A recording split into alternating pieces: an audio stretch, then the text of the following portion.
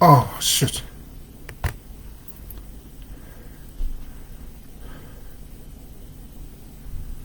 Oh, right. Tēnā mai anō rā tatau tukutoru i hou ia koutou nā koutou tahipu mātahi whakaaro nui ai te tiro rawa ke atu anō ai i a tātou mātou i te ao i te po e no reira nā whakamoe miti whakawhetai rawa ai e au a koutou ki tēnei wā tonu nei ai tā i e hiuhi mene ka piti hono ka tātai hono ka rātau rā tērā rātau te kā nohi mate tonu ki a rātau ka piti hono ka tātai hono tātau mā tonu anō tēnei tātau mā kuau ko te kā nohi ora ki a tātau mā kuau kai te mihi atu tēnā rā tātau nau mai haere piki kake haramai tēnā rā tātau mauri ora kahuri kia ora mai rā tātau and a very warm welcome to the Northern Divide where we are just looking to hook in with one of our old lawyers up that way and rebook them in and bring them in on a lot of what we're trying to achieve at the moment. But yeah, that's enough of that for today. It's all about the TeTiriti, and it's all about the OuMaanei, and it's all about the MagnaCarta, all three, talking about all the threes. We're talking about TeTiriti, the OuMaanei, the MagnaCarta today. And in particular, the part about the OuMaanei MagnaCarta, TeTiriti, that we're talking about today, e tatama, is in particular the 7 months after the first signing. Okay? Now, if you look back through all our videos on TeTiriti so far, what you will find is that we've focused real hard on this first signing. You know why? A number of different reasons. One of them is because this is the only one where all of the most senior showed up. All of the most senior in the country showed up. Okay, this is the only one. Secondly, the signings to follow all around the Northern Divide, connected from right throughout the whole of the country. Okay, because remember we've got Uri and Hapu Uretarua Whānau Uri within the whole of the divide, that people, the whole of the divide, they come from all 7 Hapu iwi traditional of the country. Yeah? Okay, so yeah, a number of reasons there that we've focused more on the signing at Waitangi is that it is one of 2 where only that the English version was mentioned and the conundrum. Okay, 2. That's all. When you look at how many signings there were, I think there's about almost 100 signings. So that's not that's to be taken literally. That it all adds to the lack of cohesion with the law and law and order of our tūpuna, you know, tika me te kawa. Yeah, it all runs against the grain. Ethics out the window.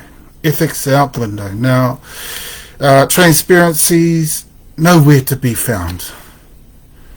Okay, this is how they dealt with our people, and they timed it for just around about the time 1839, 1840, 41, 42 were the years when the musket balls were dying down. So they went, oh, let's get in now, let's get them now, while they're all tuckered out.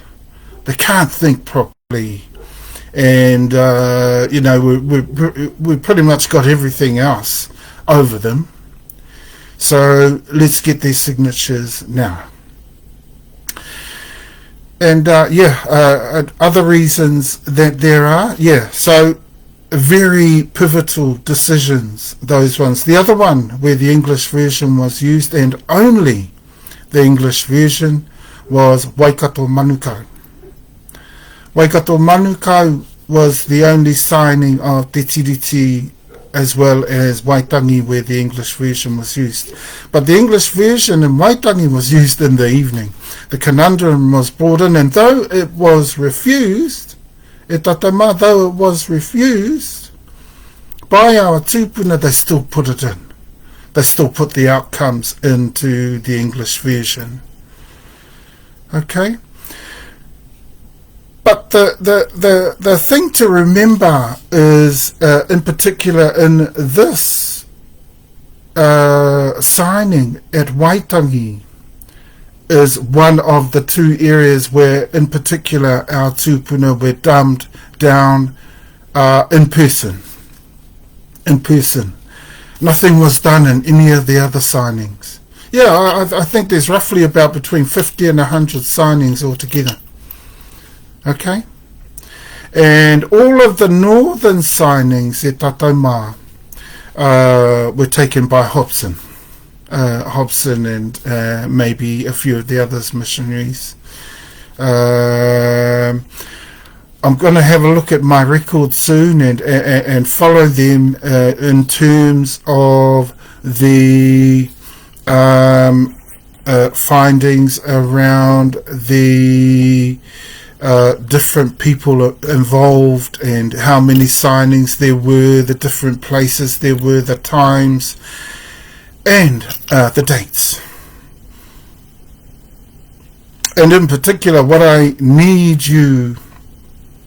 we need for you to pay good attention to at Tatauma is the simple fact that right through this, there's clear signs that we're being taken for a ride. But let's focus on the simple fact that in two major places, in two primary places, one Waitangi, the other Waikato Manukau, a very critical area of the country in terms of the Northern Division and in terms of the Waikato. Okay, why is there a focus on the Waikato? Well, we think that in particular Waikato was having a lot of influence in the north as well. Okay, so that, a lot of influence in the north amongst the awa. Of course, they have lines from awa Tiniotoi, and they also connect secondarily with Moriori. Okay, so let's not try to subconsciously think, perhaps just because of the way that they're lobbying around the country at the moment, that perhaps they held a more senior line and that they were primarily most direct in descent from Moriori. That's incorrect. Okay, Waikato are not most direct of Moriori. They are most direct of Tiniotoi through awa. And their reo tells it all. And so we need to, be very, very well aware of that fact. Speaking of awa too, we hear that the awa are looking to try to ally with us. Look, because of some of the things that we've heard, we know that alliances and partnerships can come in handy, and they're very, very good. We've got some very good ones at the moment. Including overseas ones, so they can come in handy. They do us very, very well. But this particular one, I'm going to have to turn down. And the reasons for that is politically, the awa, they're not looking too good in the country, and we sort of don't want them riding on our backs. to try to politically get some sway over the country, etc., etc., etc. We're not into that. We're not into piggybacking. Yeah, that's the right word. Piggybacking anybody. No one rides on our back. No. And so we'd be refusing that. The other thing is that they're trying to come into lands in an alliance, in lands where mostly they're not even there. We're talking officially. We know officially where the awa are, and they're only in parts of west of Wellington. They're down these areas, nowhere else. Nowhere else. So, an alliance with us would give them clear indications that they've got an alliance right throughout the Western Division, and that doesn't go down too well with us. That looks like a piggyback on us in order to try and gain more mana in these areas, and they're not entitled to any of that. Neither is Irakai Pūtahi. We've heard all the stories about Irakai Pūtahi, waste of time. He uri whānau uri, not an iwi like some people are trying to, most of these people that talk iwi today don't even know what that is. Let's put it that way. But every time, on most occasions, probably 99 out of 100% of the time, there are people talking about iwi that don't really know, or that are ignoring simple facts as to what is an iwi. We're very quick to jump on them and make sure that those people are pulled into line. Okay, and so, back to Waitangi. Look, the use of the English version, very, very critical. And we know we can't have the copy from 1840 of the original from Busby and Co. But today, we've got a copy. We've finally found our copy in our records, in our hao, in our Lumio office, tare o tare. And we know,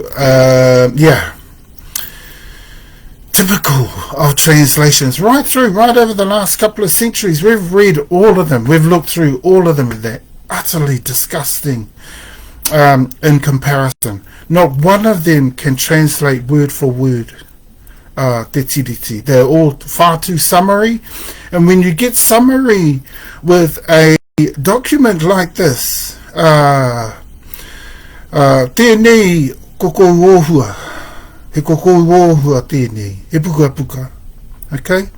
Now, when you translate a reo that is reo hapu iwi, it's only, it's privately utilized, it's intimately utilized, it's personally utilized, and it's in confidence that it is utilized. Even when utilized out in the open, usually it's in confidence and between adults. Okay? He reo pakeke. So why translate this reo right across the board? It's not a right across the board reo. It's not even universal. So why translate it like that? So as soon as you do that, we put a big cross right over your translation. I remembered the name of that person from the north too, was Kawharu. He's actually a brilliant researcher. So I have more respect for him than that would show. That wouldn't make be assured to appear as though I would have a lot of respect for his work. I do.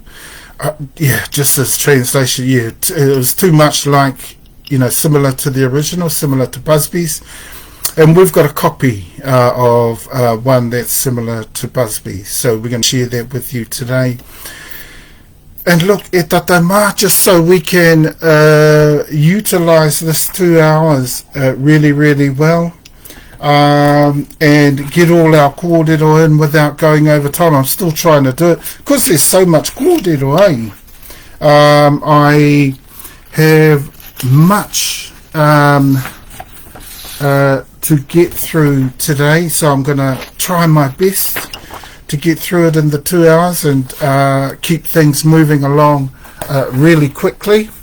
But hopefully I don't miss anything out. I've got my notes here, so got my list there, so I'll use that to keep me on track and keep me moving along as we go. I also need, I just remembered, my copy of our translation, so I need that as well. And then we're showing you the difference between our translation and the original, which was what we actually originally wanted to do with, like for last week's one, where we showed you the preamble. The translation we used instead. We didn't take too much time over that. We didn't have much time to take much time over that, but we actually organised ourselves around the Waitangi Tribunal. I had a few quick glances and I thought, oh wow, yeah, this is a bit summary too. And I thought, oh wow, there's a few additional kupu in there, but hey, well, yeah, I said, yeah, okay, we'll still use this. And so I used it. Actually, it appeared to be a lot worse than what I first thought. So much worse that, definitely necessary for complaint on that. Disgusting, almost equal with what the Crown has done with our deal, misused our deal, used it in a way that it would be utilised for a heist. That would be, that smacks of such disrespect for a form of reo that in most cases Hapu iwi have lost.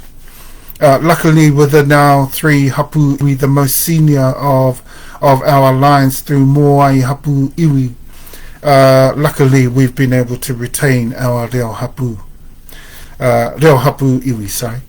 And so, yeah, e tātou mā, a very exciting kōrero today, looking through the 7 months. It's going to go quite quickly, so what we might need to do is come back to it later on, hence the other 2. You recall me always over some of the episodes, some of the kōrero that I've presented on TeTiriti, that I've said to you we may have 10 or 12. Now we saved 2 spots at the end for likely ones that we might come back to, and we've got a funny feeling the 7 months will be one of them, because it's the least talked about area of TeTiriti. Okay, why? Most people think there's a lack of evidence. We think there's plenty. We think that, well, we've been able to collate plenty.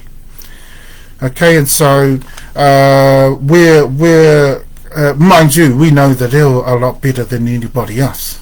It's our reo, and I'm native indigenous to that reo, so you couldn't have a better mix in there.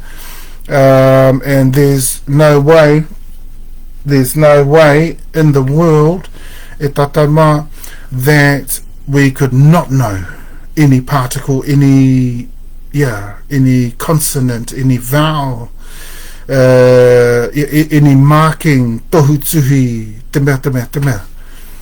No way in the world we could not know them upside down, inside out, and all around and about. Okay, so e tātou mā, we need to get the focus on. And I know I stressed that last week, and I know a lot of our people are already doing that, but there's still a lot more who sort of think, oh yeah, no biggie, and there's some out there that they sort of look at it as something that insignificant, to it doesn't affect them so much as it might, and they would be incorrect. So we it affects every person in the country, even if you're immigrant, even if you are a refugee, it still affects you. And it affects you because it affects the foundational, call that an epithet or tenets, precepts, all those sorts of things, the precepts, the componentries amongst all of that. It affects all of in terms of the foundational, the building blocks and the foundationals, in terms of the political status of race relations in this country and how they are organised around TeTiriti. That affects everybody. Politics affects everybody. I mean, everyone has the opportunity to vote in the country. Doesn't matter whether you're immigrant, blah, blah, blah. You are affected by this because it's a hugely politically charged kaupapa or subject. Subject matter pertains to every single person in the country, from right throughout the country. Okay? Because it's about the founding document of the country between two peoples. One, the incoming, the Pākehā, or the Crown, really. The Crown orchestrated most of what was happening for the Pākehā. Though the Pākehā did have some input in Te Runanga ko Huiarau.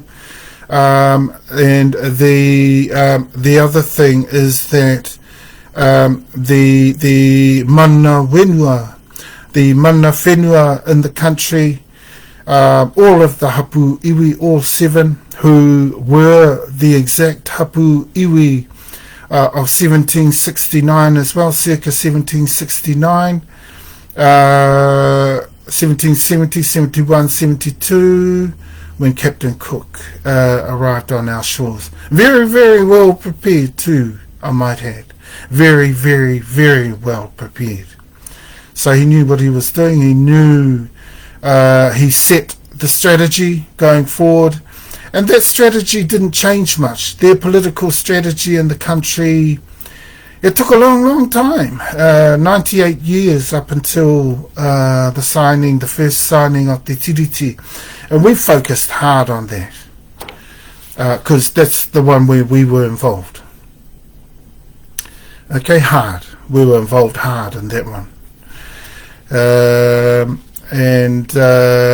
We know for a fact that there was no way that the orchestration of these things. I was listening to some past records, having a listen around TeTiriti, around the OuMaanei, around the MagnaCarta. And they're all pretty adamant that it took 2 to 3 days to set up. I think not. I think they heard that the war was coming to a close, the musket wars, the pakanga puatua, they were coming to a close. So they quickly got ready. Now that was about 2 years out. 2 years out they would have heard that, because it started officially in 1839, but it actually started to go around the country. It started to get kakohumutia ki te motu in 1838. Okay, so that was enough time for them to start to get themselves together, for the missionaries to forget their insecurities and do what they're told by the Crown. And Hobson came and started to learn everything he needed to learn in the process of bringing together the TeTiriti, the MagnaCarta, or the OuMaanei. And so, without further ado, we have our copies of TeTiriti. We have, I'll take out some of my records here and just keep them at my side, just so that I can I can follow the notes in there because there's lots of kōrero there to be had.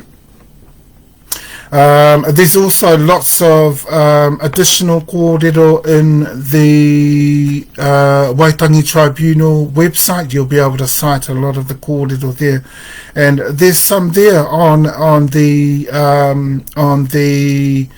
other signings, and not just the signing at Waitangi. Okay, so without further ado, I'm going to read through first our, the Te Reo version, which is the legal version, the legal copy of TeTiriti, the OuMaanei, the MagnaCarta, and I'm going to read through our copy of that and our translation. That's the first thing I'm going to do. Then secondly, we're going to run through the English copy that we have, that was made of the original English copy of Busby and others that was done originally. Now we've got a copy of that here too, and I'll read through that just to show you a comparison, a contrast, a very stark contrast, but you understand why. You understand why A, they were being fraudulent, B, they wanted to pull off a massive heist, C, they also were looking to be as summary as possible, across the board as possible. And I think a lot of translators actually were silly enough to follow them. They shouldn't have. They shouldn't have followed them, because that's probably what mostly put them wrong. What they should have done is focused on word for word, literal as possible, and clarification of different points. Now, we could have put them in footnotes. We could have clarified points in footnotes, but we decided not to. We didn't want to mess with footnotes, and so we put it all into the actual text, which is fine. As a professional translator, you know some of the choices that you have. Now, one thing about me is that, that if I'm native indigenous to this reo, then I'm more accustomed to it than anybody else. And this is why when we first started working on TeTiriti, the OuMaanei, the MagnaCarta from 2019, we counted out every other translation of TeTiriti as likely to be anywhere near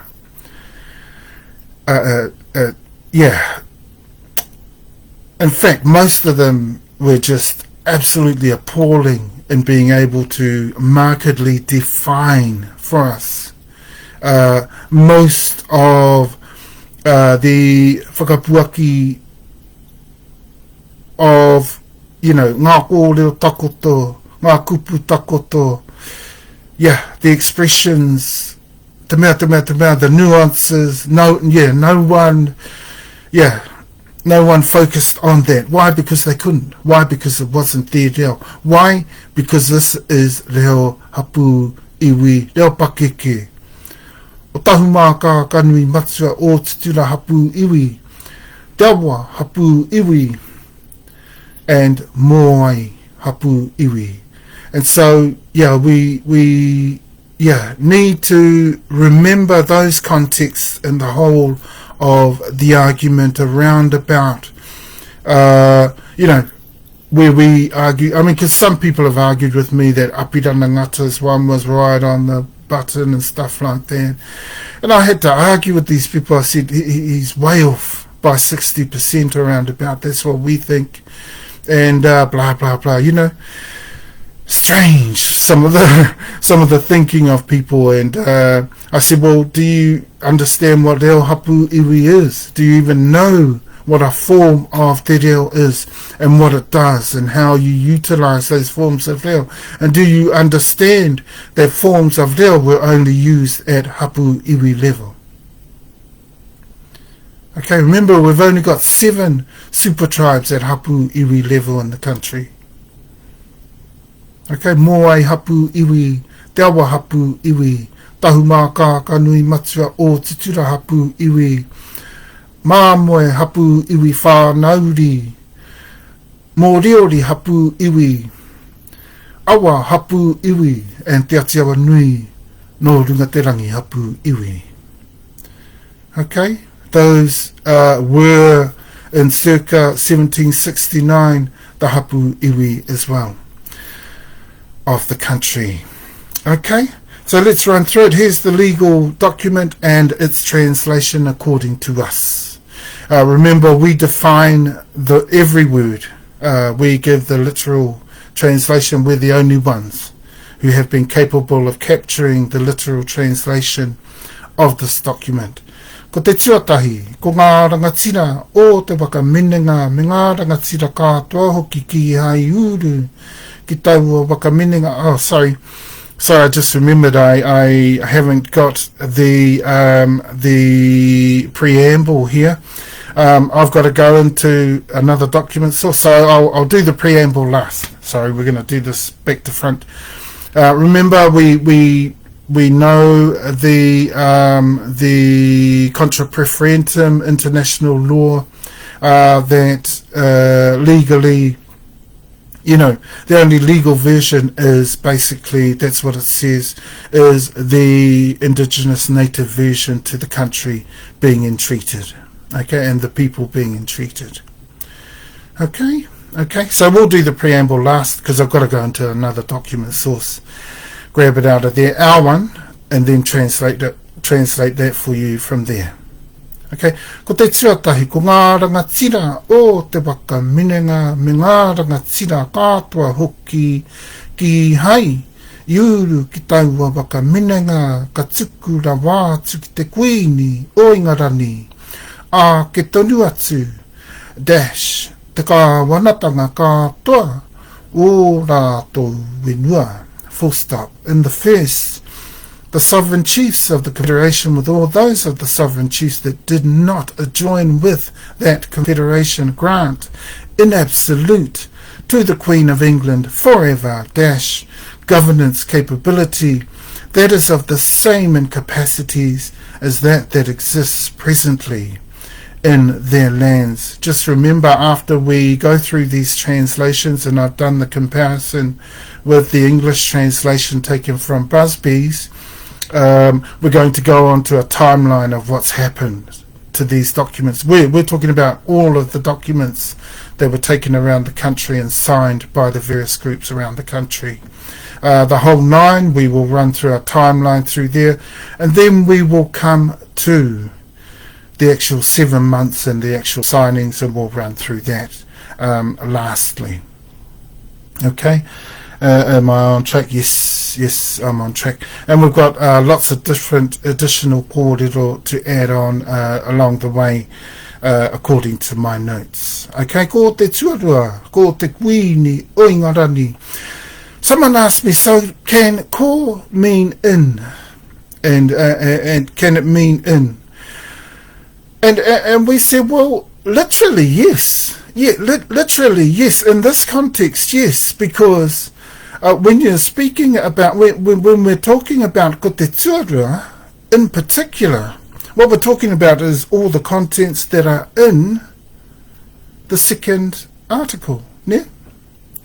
So, yes, in this context, yes. In the second, ko te tuarua, ko te kuini o ingarani, ka wakarite, ka wakai, ki ngā rangatira, ki ngā hapu, dash, ki ngā tāngata katoa o nutirani, te tino rangatiratanga o rātou wenua, o rātou kāinga, me o rātou taonga katoa, full stop. O ti ia, ko ngā rangatira o te waka minenga, ne ngā rangatira katoa atu, ka tuku ki te kuini, te hokonga o ērā wāhi wenua, e pai ai te tāngata nōna te wenua, dash, ki te ritenga o te utu, e wakarite ai e rātou, ko te kai hoko, e mea tia nei, te kuini, hei kai hoko mōna, full stop. In the second, the Queen of England confirms and guarantees to the sovereign chiefs and to the united tribes and or super tribes, to all the peoples of New Zealand, absolute autonomy or total sovereignty over their lands, residences and estates synonymous with all considered treasured heirlooms by them. E taonga tira, e taonga. And they're all considered taonga, he taonga katoa. So they're heirlooms. Ne? In the context of this translation, that is what a taonga is being interpreted as. But on the other hand, the sovereign chiefs of the Confederation, along with the further sovereign chiefs, grant to the Queen the right of preemption in the purchase of lands among those of the lands conceded to by the proprietors of those lands, at the negotiated price or value as agreed to by them with purchasers, so instructed by the Queen to act as purchase agents on her behalf. Full stop. Ko te tuatoru, hei wakaritenga mai hoki tēnei, mō te wakaetanga ki te kāwan tanga o te kuini ka tiakina e te kuini o Ingarani, ngā tāngata Māori, lowercase m katoa, o Nūtirani, ka tukua kia rātou, ngā tikanga katoa, ri te tahi ki ana mea, ki ngā tāngata o Ingarani. In the third, this was also set out for the purposes of the negotiated arrangement for full consent to the governance of the Queen, that the Queen of England resolves further to extend to all indigenous peoples of New Zealand her protections, granting to them also all the rights and privileges synonymous with her very own subjects,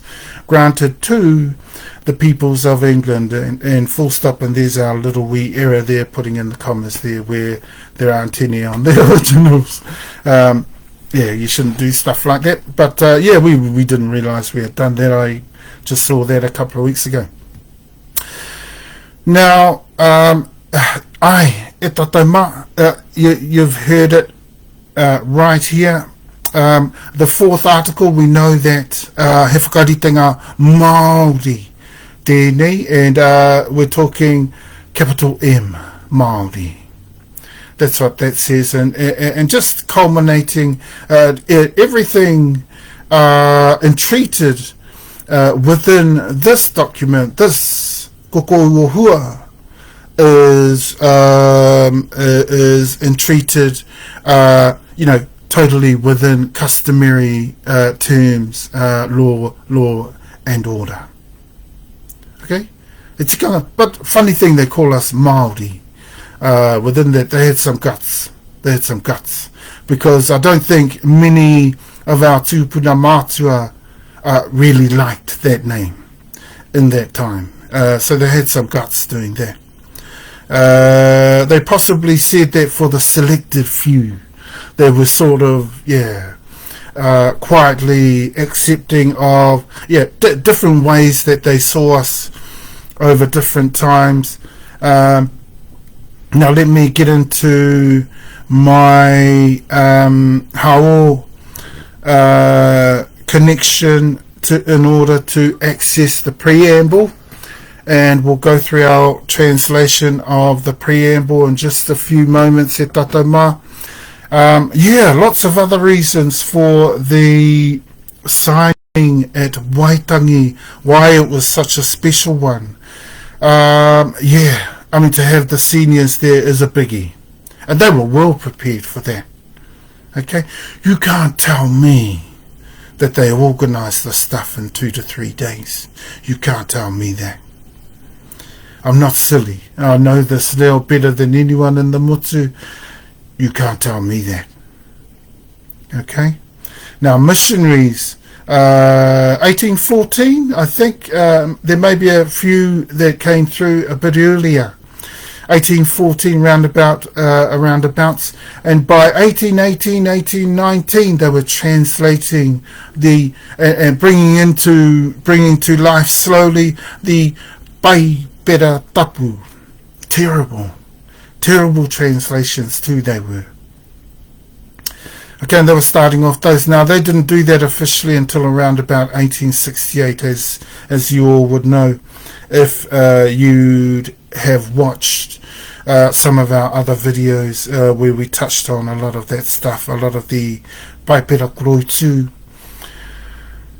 which is becoming the Kokou Ohua Kuroitu. Okay?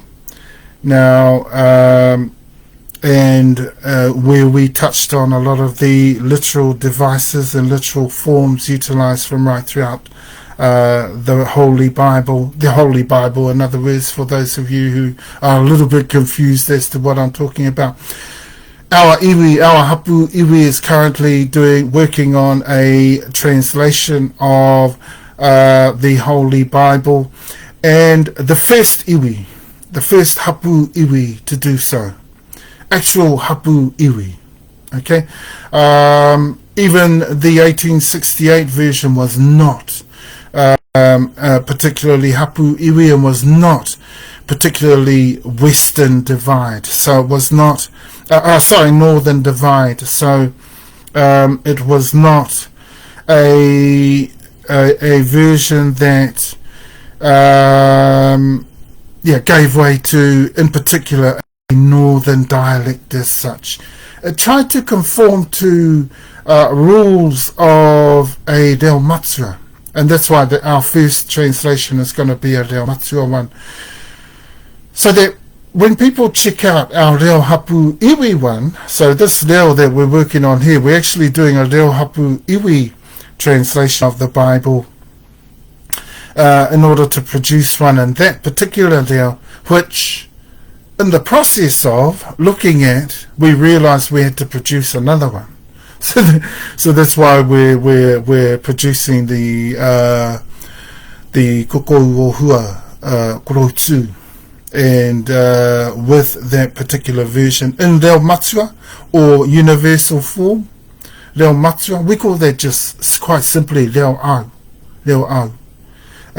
because you get that characteristic sound of that Reo.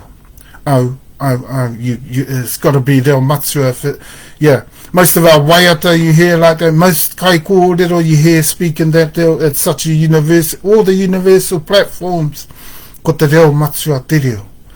Mai anō I roto tonu o te hapu iwi tērā kōrero. E rā taonga tuku iho, e mau pupuri tonu ana ki roto,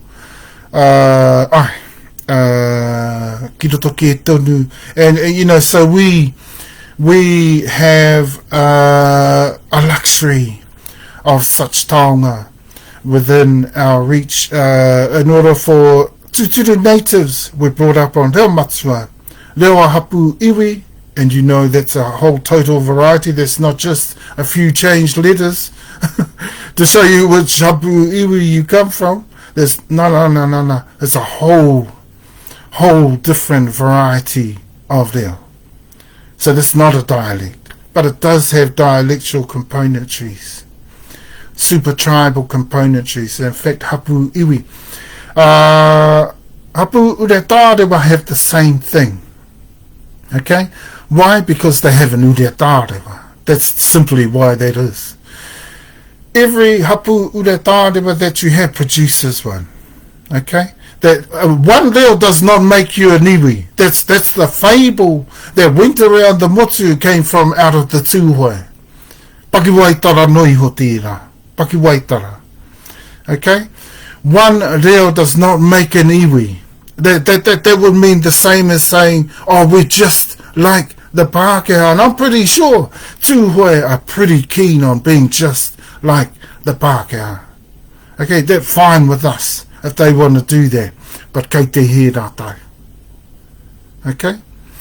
we don't have just one leo, and that's what makes our iwi. And we're not all Māori, we're not all part of one race of people that says that we're Māori, like Tūhoe says, and then we all look like we're race-based people, just like Pākehā. See? Now, if Tūhoe wants to be just like Pākehā, fine with us, but we're not interested. We want to be ourselves. We want to be who Tutura, and I'm sure most Pākehā want that, because Pākehā are unique in the country too. So leave them alone, Tūhoe. Leave them alone. Stop being a hōha. And in fact, leave a lot of the people outside of Tūhoe alone. Because that's what we find in the Muti. Tūhoe picks on all these people outside, they don't know what they're talking about. And they're not onto it, Tūhoe. But he rereke tonu o rātau, I roto tonu ke ia rātau. I roto tonu ke kia rātau, I ngā mea katoa, mautonu nei e rātau. Ke tonu. Tūhoe needs to understand that fact. That is an actual fact. Rereke tonu. Ngā mea katoa o roto awa, rereke. Rereke. Okay, they're not the same. So don't come out of Tūhoe anymore and dictate around the motu, te mea. Okay, because I'll be the first to say, he noiho a Tūhoe. Okay, and just whilst I'm looking, here we go, direct threads, I'm just looking into the file there, looking for our translation of the OuMaanei TeTiriti in the preamble. Okay, and we done a really good thing when we word for word literally translated, in a literal sense translated the OuMaanei TeTiriti MagnaCarta, and we did that, and we showed the workings. We gave everybody the opportunity to cite the actual 3 articles, the main ones, the primary ones. Okay, not needless to say, the 4th is a primary one, but remember the Crown counted it out. It's counted back in now.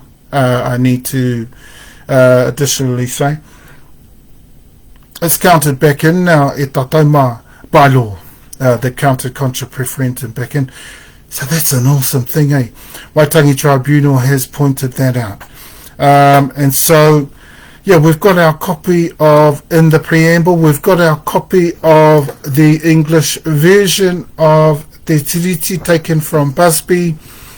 Yeah, one that big crosses through every one of them. Sorry. Aroha mai koutou mā kai te awhitu nei, mamai ke noiho nei, I taua mea nei te.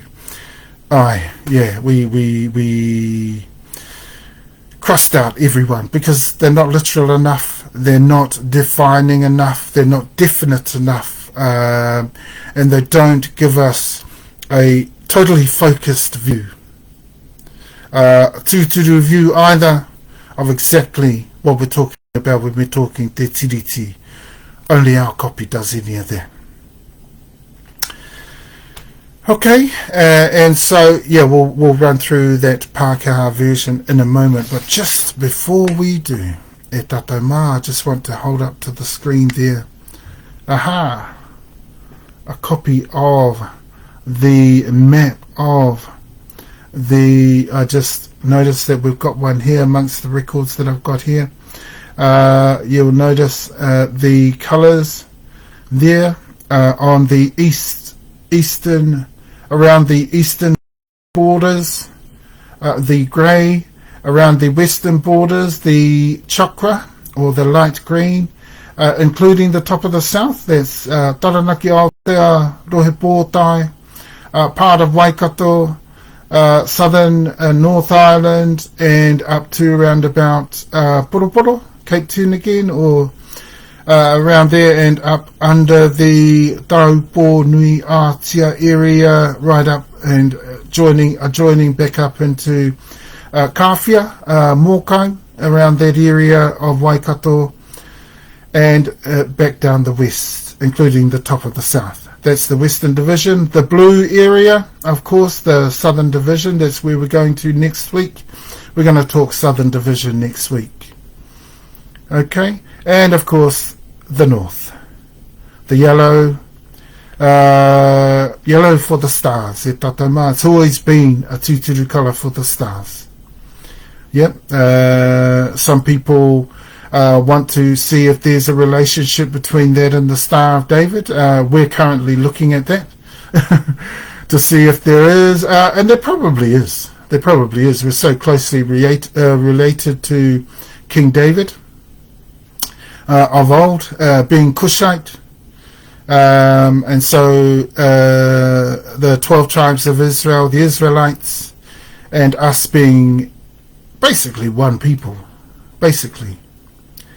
Yes, one of the most ancient people of the world.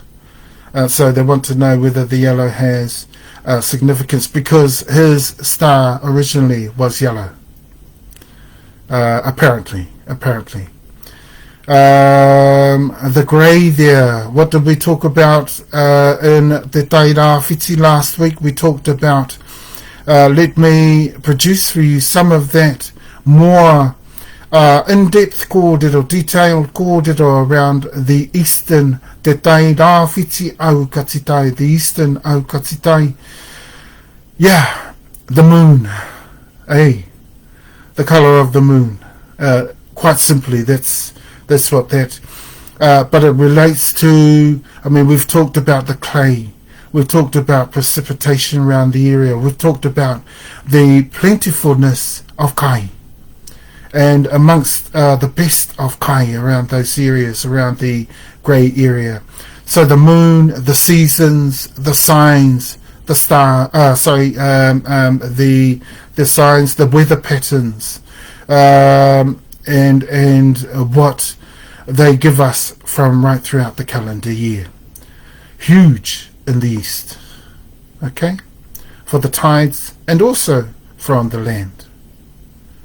Okay, chakra, okay, everyone knows chakra is the centered on the heart. Okay, so the heart is where life is brought through, isn't it? And we've mentioned some of the things about that relate to the light green in the in particular in the west. We talk about the lower canopy of the forests, lots and lots of forests, lush green. And usually when you go around the western areas of the division, what you usually see at Tatauma is the dark green, the deciduousness of most of the countryside, and a great place to bring up the tamariki mokopuna, where I'm sure my kids have enjoyed a great upbringing, and also a strong upbringing, not great, and my mokos, our mokos are enjoying the same thing as well. Look, if you look close enough into the forest, you'll see where there are the lower canopy plantation, which is usually that colour. Okay, lower canopy is well known for cleaning. It keeps things pure and clean, and the living vibrance of the forest is due to that light green plantation. Okay, so it's all related. It's all about the heart in the west, and of course in the south there. In particular, I'll just mention this about the north. We connect the north and the south as well. We connect them pretty much literally and primarily with the MaakeiiKouMei, That's the planet that we associate with, that we can whakapapa into, that we know that we connect with, Te Makenui, and also the South.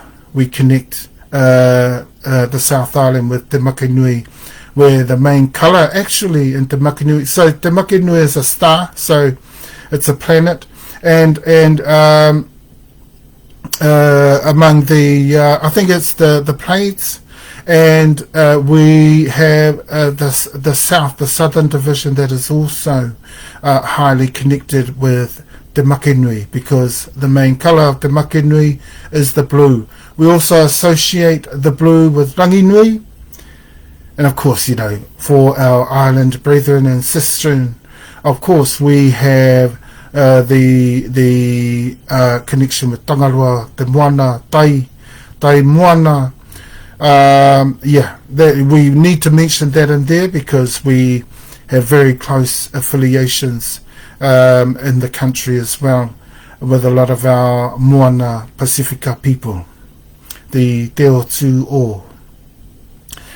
Okay, e tatama, and that should help you in depth understand what we're talking about when we talk about the divisions. These are original from over 1,000 years ago. They were utilised by Kiingitanga. They were the people who last utilised the original divides of the country before we did. We started to utilise them in around about 1997. 98. Between 98 and 2000. 98, 2000, 2001. I just can't recall the time at the moment. But let's get to in the preamble, e tatauma, where we know that ko te whakataki kupu, te whakataki kōrero, produces for us some kōrero, some promises. I mean, they never get realised, and they still are not, but some huge promises from the big chief, from Hopihono, from Hobson, they're the catalyst to the whole of the entreatment, aren't they? We studied them last week. We had a good look at them. In the preamble, tells us all about his kōrero. And just those moments, and having the confidence too to take it all around. These are the same copies of kōrero. I know the English one wasn't utilised in the English version, wasn't utilised in any of the other areas, but it was in Waitangi and Waikato Manukau. And in fact, in Waikato Manukau, it was only the English one. There was no real one, so perhaps theirs can be taken as an illegal signing, because it should have been taken by the Te Reo document. That's what we would consider there anyway. But let's do it. Let's go through in the preamble. Okay. Ko wiki tōria te kuini o Ingarani I tāna mahara a ta wai ki ngā rangatira me ngā hapu o nu tirani I tāna hia hoki kia tohungia kia rātou o rātou rangatiratanga me tō rātou wenua kama. Kia mau tonu hoki te rongo kia rātou. Me te ata noho hoki kua wakaro, aroha mai, I just about say whakaro, kua wakaro ia he mea tika kia tukua mai tētahi rangatira dash. Hei kai wakarite ki ngā tāngata Māori lowercase m o Nutirani dash. Kia wakaetia e ngā rangatira Māori, capital M this time, te kāwanatanga, capital K, o te kuini ki ngā wāhi kātoa o te wenua nei me ngā motu dash. Nā te mea hoki he toko maha ke ngā tāngata o tōna iwi. Now, we talk about that word today. I wanted to come back to that word because some people ask me over the week, eta, you know, hea tāu I takoto ke atu ai te kupu nei, te wairua me tō whakamaori atu, ke atu, whakapā ke atu I te awa ki te wairua o tēnei kupu. Hea tāu, you know. And I turned around to them and I said, excuse me, that's what we're talking about here, and iwi. And they said to me, but doesn't that mean people? I said, well, yes, it very well could. And in traditional times, yes, it very well could. But we've already mentioned people in this particular sentence. And that's in ke ngā tāngata o tōna iwi. See, we've already mentioned people, so a little bit ridiculous if we're thinking that iwi actually means people as well. That would mean to say, yeah, we've mentioned people twice, which wouldn't make sense. Ke ngā tāngata o tōna iwi, her iwi. Okay? We think it's a deliberate attempt to talk about hapu iwi. Okay? To mention hapu iwi. Why?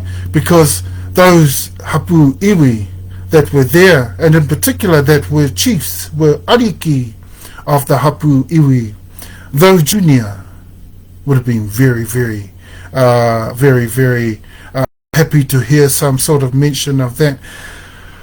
Although it can be taken by others to be a little bit derogatory. Okay? To be a little bit derogatory. Okay? Fine for Tahumaakaakanuimatua or Tutura, I said last week, because we didn't mind that word. We knew that word in the 1780s, 1790s. We knew that word. We knew the word iwi. And did we accept it then? Well, probably not wholeheartedly. Probably not wholeheartedly. But we've looked back through the records and actually it does describe very well, regardless of what a hapu iwi is. And regardless of what some people think it's totally, kōhatu to stay with just hapu and not iwi. That's not true. That's not true. Iwi is also a word denoting and describing our tribes. It's not totally true. Denoting and describing our tribes of old. Iwi is another word, which is probably why the Crown continually used that word. Okay, they knew that. They knew that. See? But you notice the high concentration on the word hapu, which is really good. That's also very effectively put together into this document. Okay? So, he says, Nā te mea hoki, he toko maha ke ngā tāngata, the peoples, o tōna iwi, of her iwi. Okay, that means to say, in a conceptual sense, you know, if we think about the whole of the concept of what it is, our preeminent, conglomerate, super tribal entity of united tribes and or super tribes. That's what an iwi is. Okay? And they were spellbound. When I explained that to people, they were spellbound. I said, well, koe nā hoki tō mātau reo. Yeah.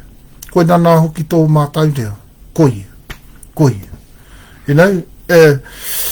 Yeah. That's how our reo functions. E pē nā tonu hoki.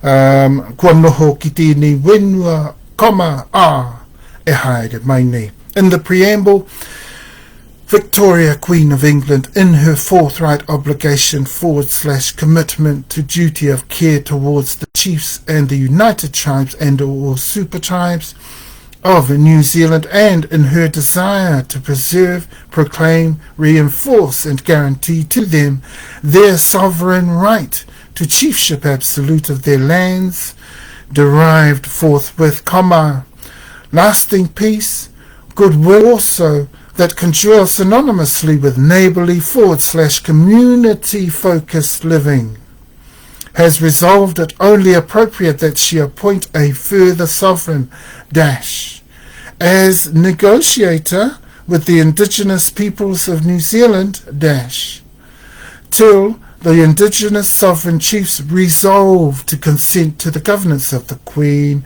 in the regions all of the present land with its consistency of isles dash for so very many of the peoples of her very own preeminent conglomerate of United Tribes and or super tribes have already resolved to take up residences in the land, or either are still yet to arrive. Part 2. Nā ko te kuini e hiahiana kia wakarite a te kāwanatanga kia kauai ngā kino e puta mai ki te tāngata Māori, capital M, ki te Pākehā e noho ture koreana, full stop. Now, the Queen wishes to negotiate for her governance that resident evils cease to come upon the indigenous peoples as a result of Pākehā or settlers living in lawlessness. Full stop. Nā kua pai te Queen, kia tukua āhau, a wire mi hōpi hono, he kapitana I te roi ara nāwi, hei kā wana mō ngā wāhi kātoa o Nūtirani, e tukua aia nei, a mua atu ki te kuini kama e mea tuanaia ka ki ngā rangatira o te wakaminenga o ngā hapu o Nūtirani me rā rangatira atu e ne ture kako re tia ne, full stop. And for those of you who haven't caught up with us yet, we're just running through a translation of the preamble for TeTiriti, which in this case, this part says, so the Queen has conceded to the appointment of myself, William Hobson, Captain of the Royal Navy, as representative governor negotiator for all the regions of New Zealand, consented to in the exchange in this moment in time or hereafter to the Queen, she fair entreats with the sovereign chiefs of the Confederation of the United Tribes and or super tribes of New Zealand, along with all those of the sovereign chiefs. Yeah, when we hear about those blokes, what we're talking about, they didn't include much of the Ariki Wahine, the Ariki Makang of the time. They didn't include them much, though they did sign. Not very customary that. This is the part of this whole thing. Most of these things, this is the part. So I gather that the Crown and treatments, when the Crown was doing things, they did things in such a way that our male tūpuna mātua always looked to take the front and sort of guard or shield the wahine, the makau ariki. All of those people, they got shielded more than they actually got included, which is not something that is tūturu or customary. Okay, here or hereafter to the Queen. She further entreats with the sovereign chiefs of the Confederation of the United Tribes and or super tribes of New Zealand, along with all those of the sovereign chiefs, further to them as written in law in the articulated, full stop. Okay, who was it? It was the Waitangi Tribunal. They said, they actually consent. They actually concur to all of this stuff, and that's not true. There's no movement by the tūpuna mātua to actually concur on anything in this, though I switched to the conundrum and to call the Te Kāwanatanga clause as in the first article as one that is governed instead by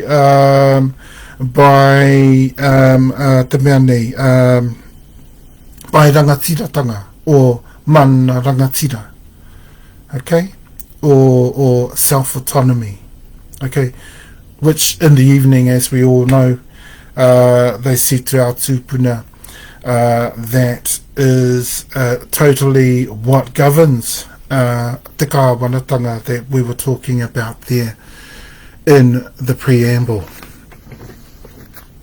Okay, awesome, eh? Awesome kōrero, all of that kōrero, and we've spent a number of weeks running through all of that kōrero and enjoying the enjoying the actual simple case of what exactly, apart from getting to know the English version. I mean, we all know there's an English version, but let's not take it as the one with all the gospel. Okay, take a good look at ours. Look on our Facebook pages and have a look for a copy of our translation on there. That is the gospel. The Moa War, in other words, the Moa War. And I've basically just explained that there, and I wouldn't be lying about that, e tatama, because where all of that is concerned, we do definitely need to get to know TeTiriti properly before we can really judge as to what really we were dealing with in 1840. What was it? Truly an establishment, the establishment legally and binding of our nation, or was it a shambles? And quite clearly here we can see it was an absolute shambles. E tatama. It was an absolute shambles. Sorry to all the writers. Yeah, Claudia are one of my favourite sources on TeTiriti. Look, he tonuat Sorensen and all those people talking about linking back to TeTiriti a lot and talking about the Native Land Court, all those sorts of people. The Waitangi Tribunal reports, the Crown Forestry Rental Trust, all of their research and stuff like that. Awesome research, but nothing groundbreaking as this is. And research has a way of bringing itself out, so don't praise us for bringing this out. The research was always going to come out. The kōrero was always going to come out and always going to be awakened. And I guess our work in the motu has awakened much of our taonga tuku iho in the motu, including TeTiriti. Okay, right.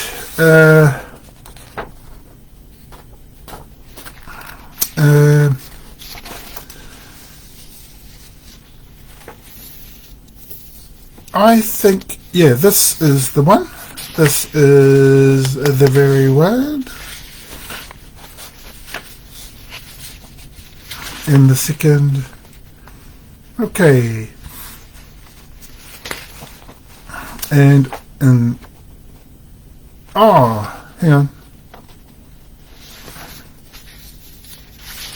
on.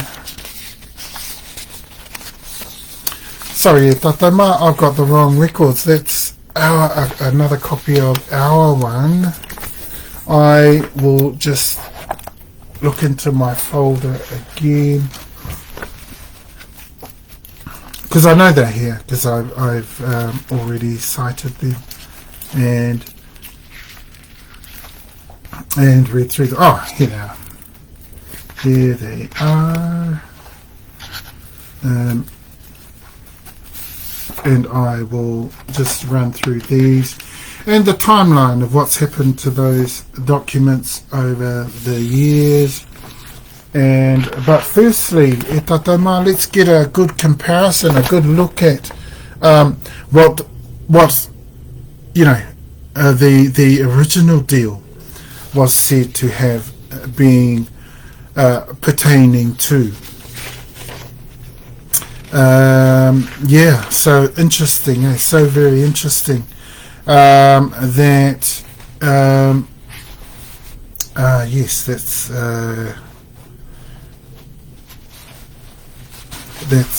Kawhari's copy. Yep. Aha!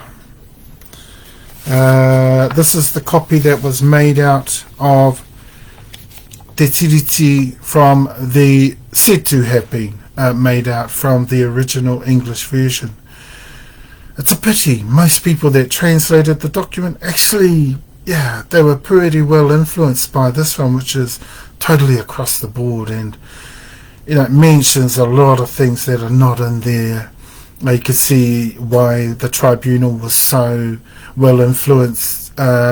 Suggests they thought that these guys had done a great job. Suggests they think again. The Waitangi Tribunal needs to think again, because our research, and by the way, we will find a lot of our kōrero is not just going to be to my word of mouth, according to my word of mouth, e tatama only. In the years to come, over the next 7 years, you will probably find the publications of about five, maybe, perhaps. 5, I know the 2, the Kokowohua Kurotu, the Paipera Kurotu, and the Owero Uwhakeia will be 2 of those publications, but there will be another 3 publishing a lot of our kōrero, a lot of our findings, a lot of our research, the sources, everything. Yeah.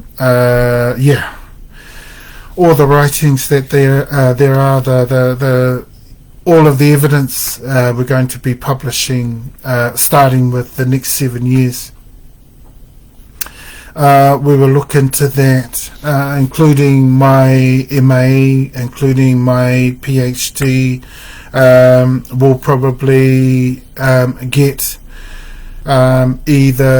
probably published as well. And yeah, so a lot of this kōrero, not just kōrero, not just kōrero, but all of the weight of all our evidence is right behind this. Internationally, nationally, locally, regionally, te mea. Okay, the Treaty of Waitangi, the original English version.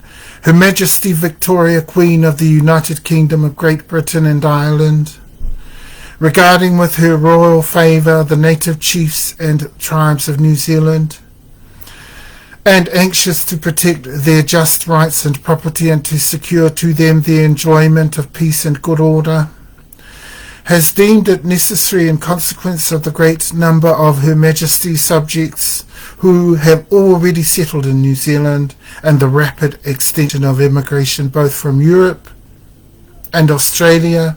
I mean, you get the picture, eh? Lots and lots of words in here that are not actually in the original document. Luckily, the original intentions are upheld within the legal copy of the OuMaanei, the TeTiriti, or the MagnaCarta. Of peace and good order, has deemed it necessary in consequence of the great number of Her Majesty's subjects who have already settled in New Zealand and the rapid extension of immigration both from Europe and Australia. Now, I can't recall those words being in there, which is still in progress to constitute and a functionary properly authorised to treat with the Aborigines of New Zealand. I mean, we've claimed against this. So that's how awful this actual translation is. It's way off the beaten track. Though it does hint at the same thing. You cannot hint at something and it actually not actually word for word being in the document. See? So, so much. This is so... It's crazy. They just go crazy on their whole translation of everything. It was like the whole wide world of our reo was wide open to them to take advantage of. because that's what's capable of such a translation as what has been done here. With such a translation, such a heist could be pulled off. Okay?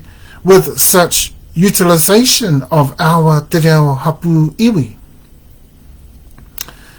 such a heist could properly be pulled off. Okay? Constitute and appoint a functionary sovereign authority over the whole or any part of those islands.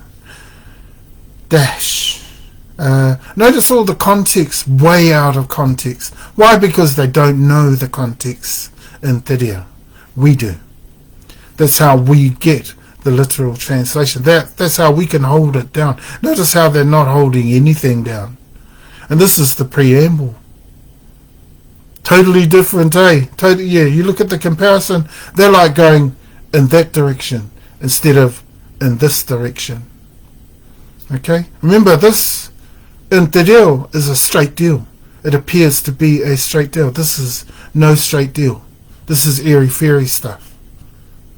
Okay? See the difference? They've made it appear that our ancestors weren't actually being ripped off, and that's not true. That's not true, and we've already uncovered all of that. Okay? Dash. Her Majesty therefore being desirous to establish a settled form of civil government with a view to avert the evil consequences which must result from the absence of the necessary laws. Why didn't they just put they were lawless? Because that tells everything. Why do they have to put it in this airy-fairy manner in words that are not even in our OuMaanei? Okay? Why did they do that? Why did they do all of this stuff? Because they had it planned, and that's what they were going to do in 50 countries we know of so far, but we guarantee you there's a lot more. Okay? They were out to rip off everybody and take them over. Okay? Unlawfully, but yeah. There you go. Yeah, necessary laws and institutions alike to the native population and to her subjects has been graciously pleased to empower and to authorize me, William Hobson. Notice the focus on that. Hey. I mean, he's totally empowered by the Queen. Yeah. They go much further to talk on that. Yeah, in words that are not really in the original document. Me, William Hobson, a captain in Her Majesty's Royal Navy, consul and lieutenant governor of such parts of New Zealand as may be or hereafter shall be ceded. How do you like that?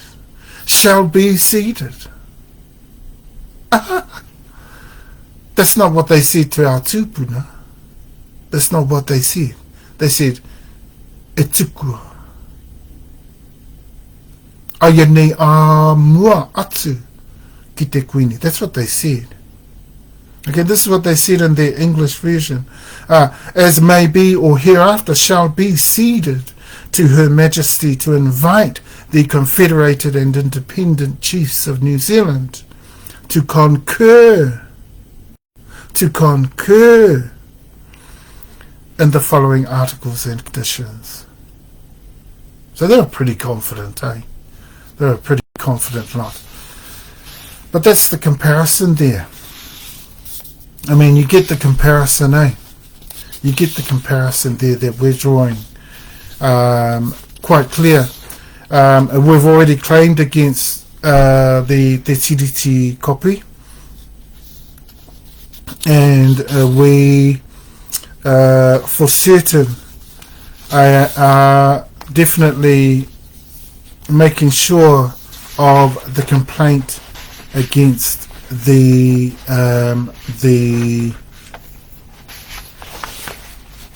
the MaakeiiKouMei against the Waitangi Tribunal copy.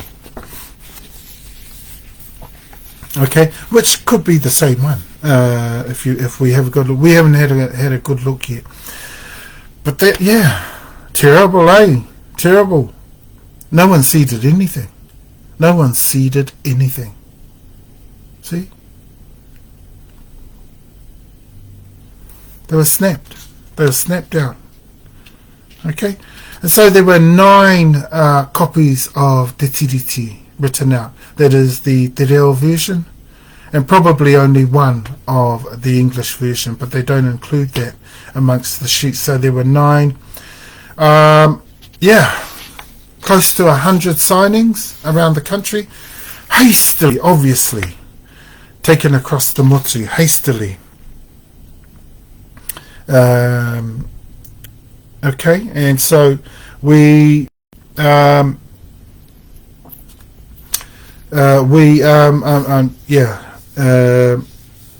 if we look at the chronology, we learn what happened along the way.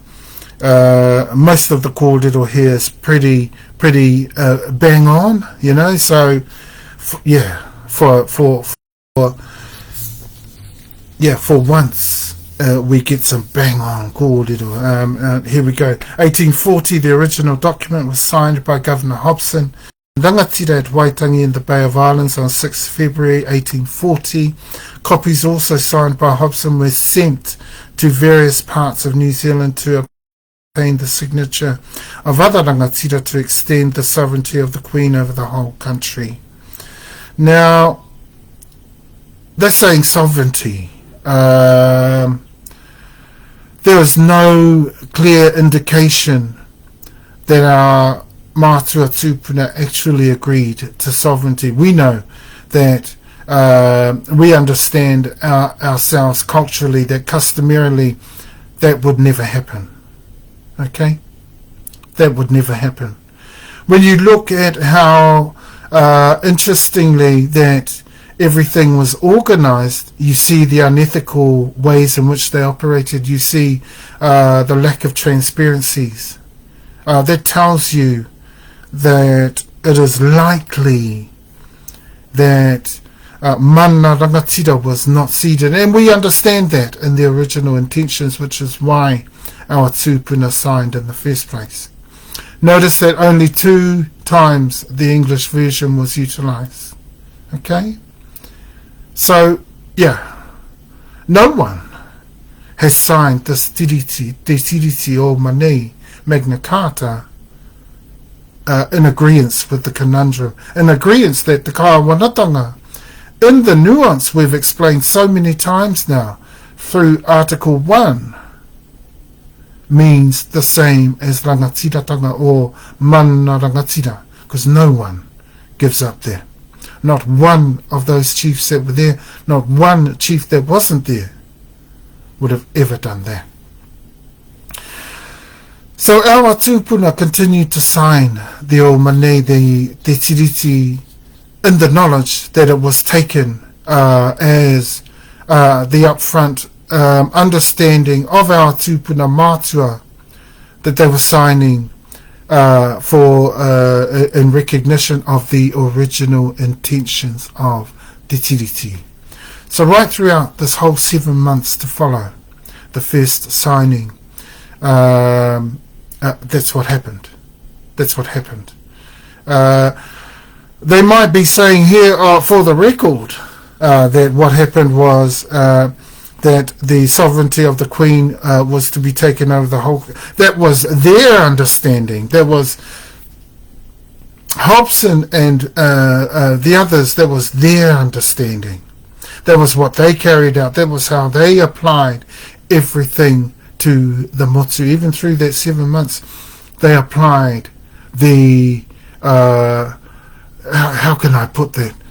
You know, te rori, you know, te rori ke. Hey, you see how all this is playing out, eh? You see it all playing out.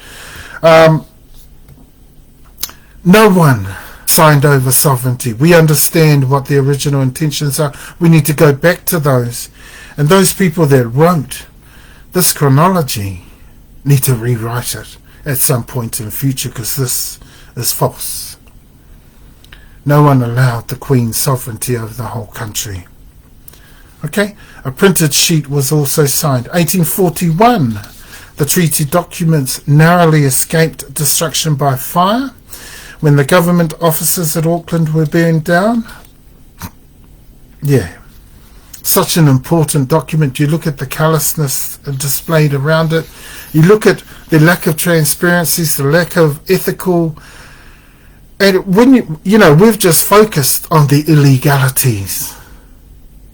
This is right throughout the legal version of TeTiriti, the OuMaanei, the MagnaCarta. We've just looked at all the illegalities involved from right throughout it.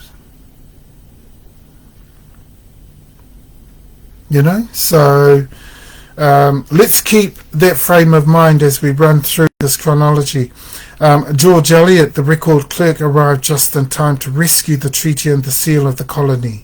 Eliot afterwards deposited the treaty in the Colonial Secretary's office, where it remained until at least 1865. 1869, the Legislative Council asked for a reproduction of all the treaty documents, the whole 9 plus the rough draft to be laid on the table. Full stop. It was reported, however, that the draft was not on record either in the Native Department or in the Colonial Secretary's office.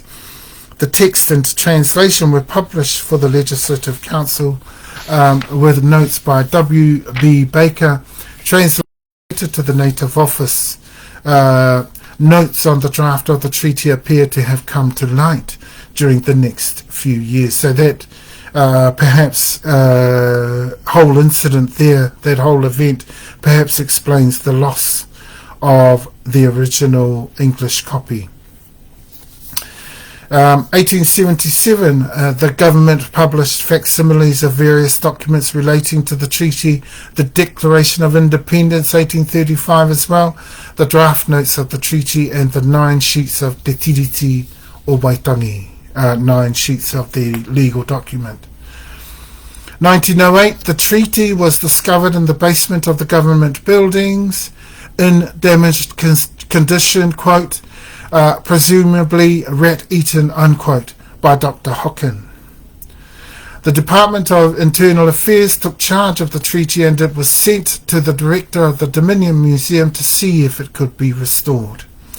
1913, the original sheets were glued onto new canvas, and with the aid of the 1877 facsimiles, the portions that had been damaged by rats were reproduced.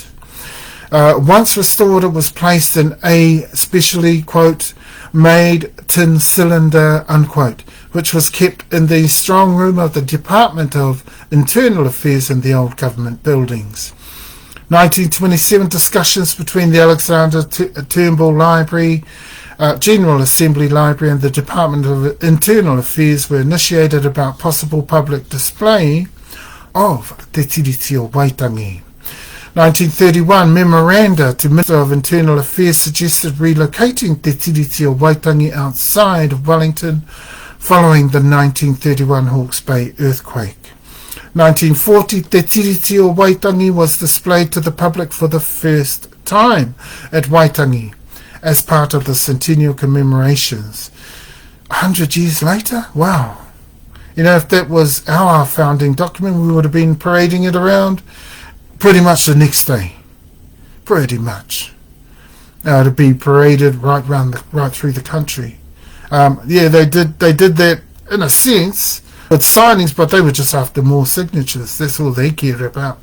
More signatures. And they used the Te Reo vision. Notice how they used the original intentions right through. They do not say that there was a handover of sovereignty. We need to get that right. E tatauma, the translation of the original intentions is corrupted. Rori ke noiho. And absolutely fraudulent and made for a massive heist. made for that. 1957, with the passage of the Archives Act 1957, the treaty became an official archive subject to the provisions of the Act, and custody was given to the National Archives in the Department of Internal Affairs. 1961, on 30 January, the treaty was transferred to the Alexander Turnbull Library for, quote, suitable display under proper conditions to prevent deterioration until such time as the National Archives had its own exhibition room, unquote. The treaty was installed in a showcase built for it in the entrance hall of the library and was unveiled by the Minister of Internal Affairs on 6 February 1961. Circa 1977, conservators working at the Alexander Turnbull Library, OuMaanei, removed the cloth backing when it was found to be causing damage. Circa 1978, the treaty was removed from public display and returned to the National Archives. 1979, conservation staff at National Archives carried out repairs on some of the documents with the advice of S.M. Cockerell, a prominent British conservator. 1981, a sealed package containing the Treaty of Waitangi was deposited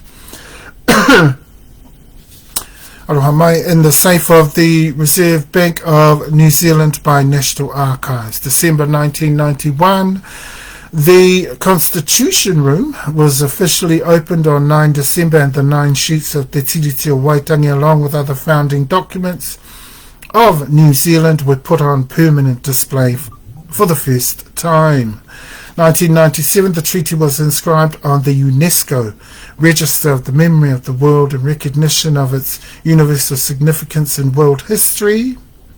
Wow. Wow, isn't that amazing? I wonder how they're going to look at that now. Perhaps they'll keep it there, but they might talk a bit about the original intentions, that they were quite different from what the English version says. Very, very different. Even the preamble's absolutely, totally different. Okay? Absolutely, totally different. We're going to go back and look at the other what's it call it? Parts of the treaty in the English version as well. I just realised I've forgotten those. We shall be going back to them. 1997, 2017, the treaty, along with the women's suffrage petition and He Whakaputanga, that's the Declaration of Independence, was moved from Archives New Zealand's Constitution Room to a state-of-the-art exhibition at the National Library called He Tohu. Okay? He Tohu. Very much so. Very much so. I like that exhibition, and I'd like them to realise and recognise, yeah, definitely He Tohu. The original intentions are definitely He Tohu of a huge heist that went down as a result of TeTiriti. Let me find that copy again of TeTiriti, and we shall quickly go through, just before we look at the 7 months preceding the first signing, and look at the... Okay, here we go. Okay, Article 1. Article 1. Actually, in this version, they don't even mention the title. No titles in this version. So there's no. So I'm just calling it Article 1. The chiefs of the Confederation of the United Tribes of New Zealand and the separate and independent chiefs who have not become members of the Confederation cede to Her Majesty the Queen of England absolutely and without reservation all the rights and powers of sovereignty. Yeah, you can see, yeah, big differences. Not very literal. Not very literal. Those are the big differences in our translation and their one. Their one is a little bit, yeah, a little bit too airy-fairy, a little bit carried away, you know, putting in words like without reservation all the rights and powers. I mean, yeah, That's hardly a phrase that's utilized literally within the original version. Not so. Of sovereignty which the said confederation or individual chiefs respectively exercise or possess, or may be supposed to exercise or to possess over their respective territories as the sole sovereigns thereof. So this version, this English version,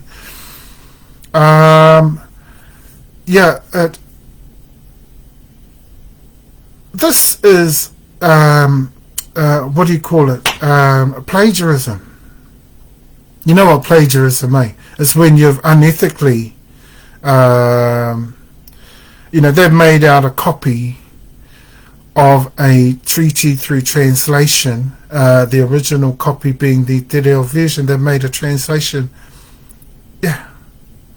It doesn't even follow any tohu. It doesn't even follow any, the commas and that are missing. The titles are missing.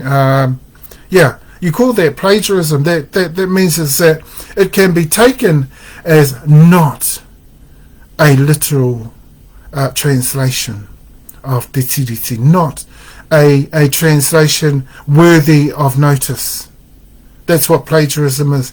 If you've made a copy of something and that copy appears to be different, then that's a false copy.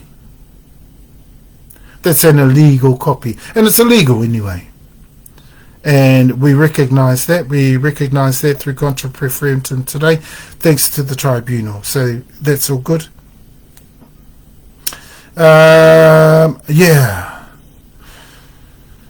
All the rights and powers of sovereignty, which the said confederation or individual chiefs respectively exercise or possess. Really?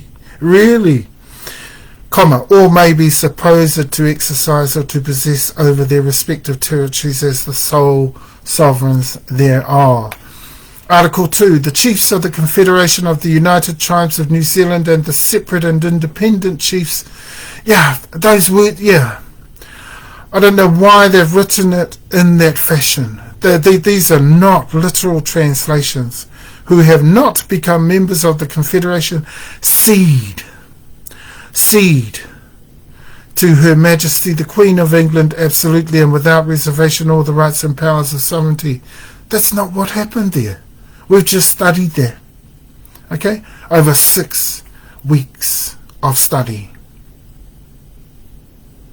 Okay? That's not what happened here. Okay?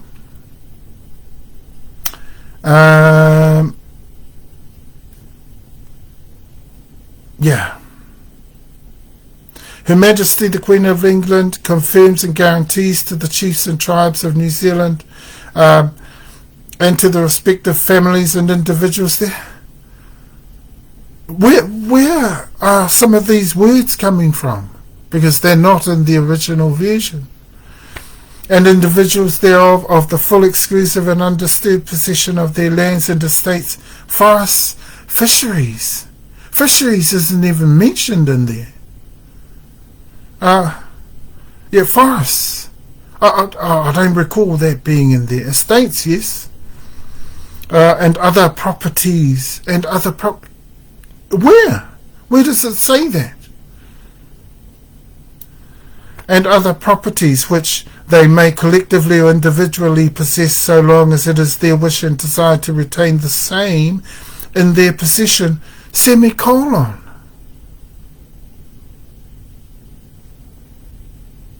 I'm pretty sure there's no semicolon in that part of TeTiriti, the OuMaanei. But the chiefs of the United Tribes and the individual chiefs yield to Her Majesty the exclusive right of preemption over such lands as the proprietors thereof may be disposed to alienate. Some of these words I do not recall in the original version. There was a dash before we get to at such prices though, but there isn't one here. Okay? if you look at the unethical behaviour, the non-transparencies, and the illegalities, all, put them all together, and that spells heist. H-E-I-S-T, in a nutshell, with a capital H. Heist. All of that spells heist. And in particular the translations, if you look through word for word, you could underline every area of this translation where they actually worked into the translation. Busby and Co., they worked into the translation those particular words like seeded, concur. Our tūpuna mātua did not cede or concur anything. See? And that was their understanding. They understood around the motu to be not concurring, not conceding to anything. That was their understanding. We know what their understanding was, and we know what they were after. And they didn't get anything. Okay? You can't tell me that this is not a rip-off. You can't tell me that this is not fraud. You can't tell me that this is not a heist of massive proportions. We're going to challenge the courts through the Supreme Court. We're going to challenge the courts through international law. We're going to challenge the courts through common law. Through te waka minenga o te runanga ko hui arau.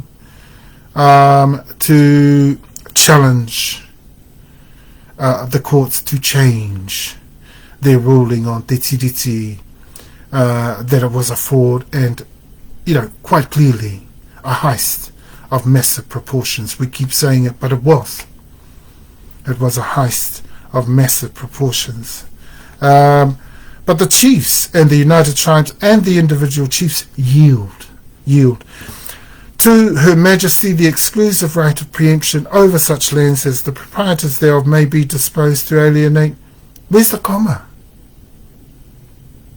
To help them express these things in the way that they want them expressed, so that the native ear could pick it up in the way that they wanted them to, so that they could manipulate them to sign. Where are those tohu now? Or don't they think they actually need them? Where are those symbols? Where are those writing tools? Don't they think they need them in the English version? Luckily we count out the whole of the English version anyway. It's illegal and rubbish. Okay? And it is. It's illegal and rubbish. Her Majesty the Queen of... agreed upon between...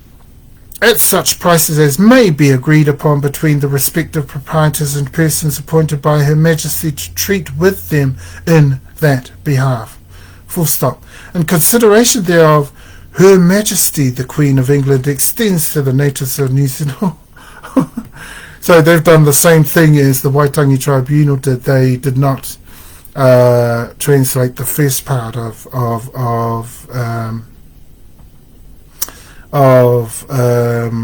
the third article.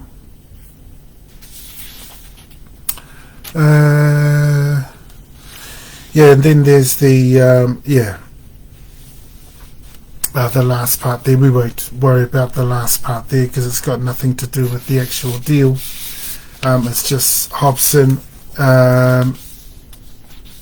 finalising the whole of the deal, the whole of what went down.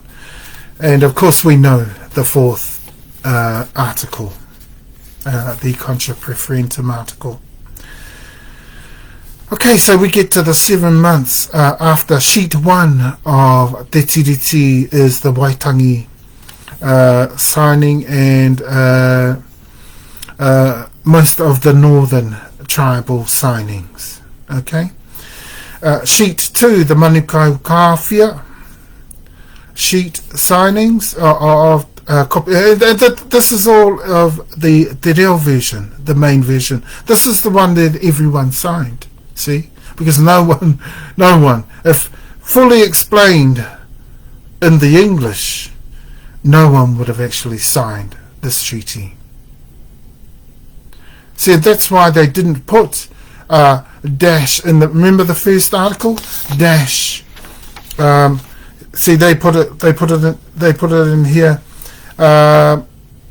See to Her Majesty the Queen of England, absolutely and without reservation, all the rights and powers of sovereignty. That we didn't cede anything, and in actual fact, sovereignty was never a question, and in actuality, there was no such. All of this was no such part in any deal. Okay.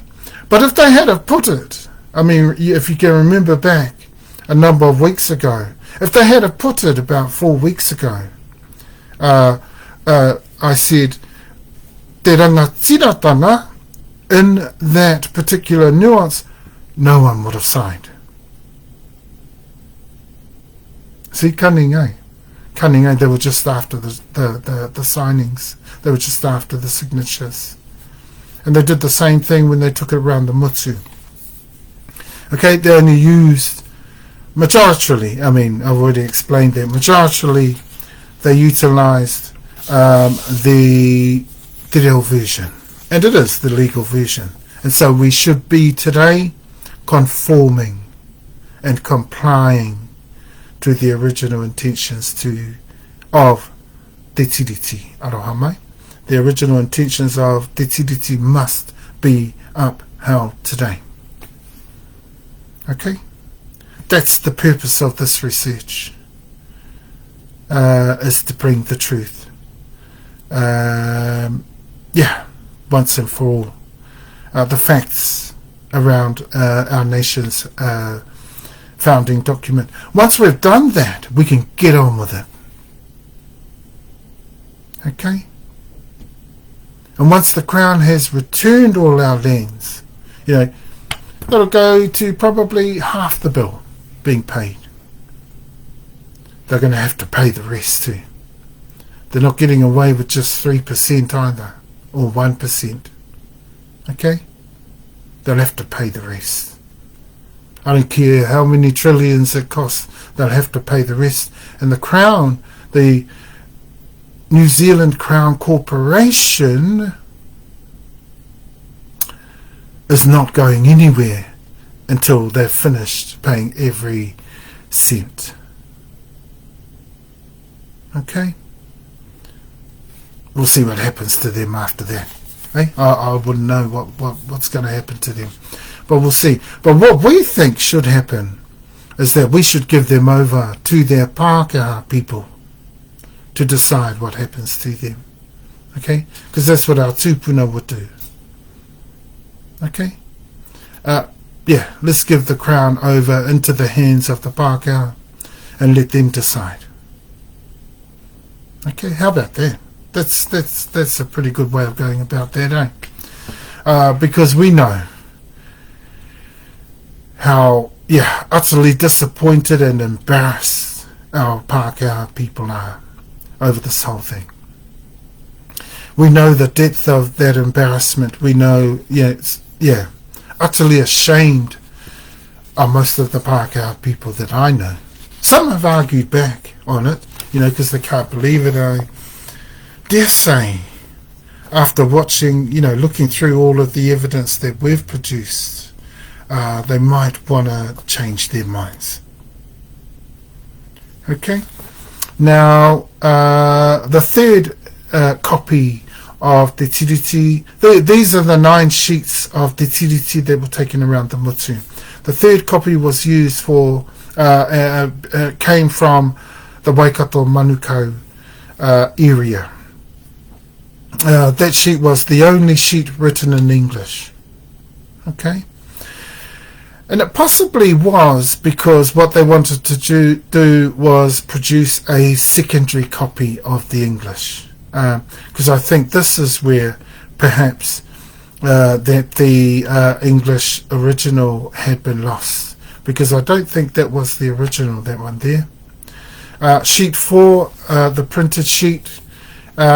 Sheet 5, the tauranga sheet. Sheet 6, the Bay of Plenty sheet.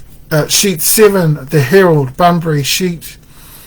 Sheet 8, the Cook Strait Henry Williams sheet. Sheet 9, the East Coast sheet. Okay, and that's what we get of the 9 sheets. Okay.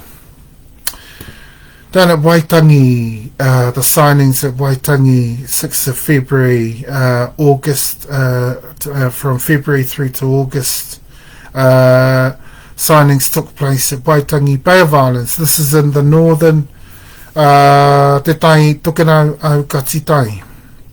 Okay, 240 signatures altogether were gathered there by William Hobson and others. So they were very confident after Waitangi. Okay, 6th of February, 43 from Waitangi.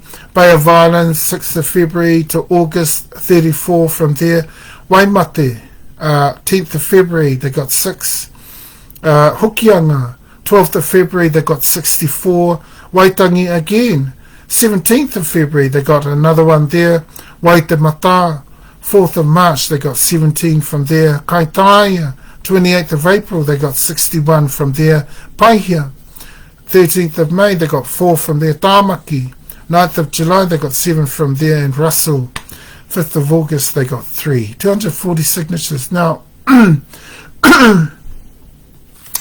yeah, I'm pretty sure Hobson was really quite confident about his chances.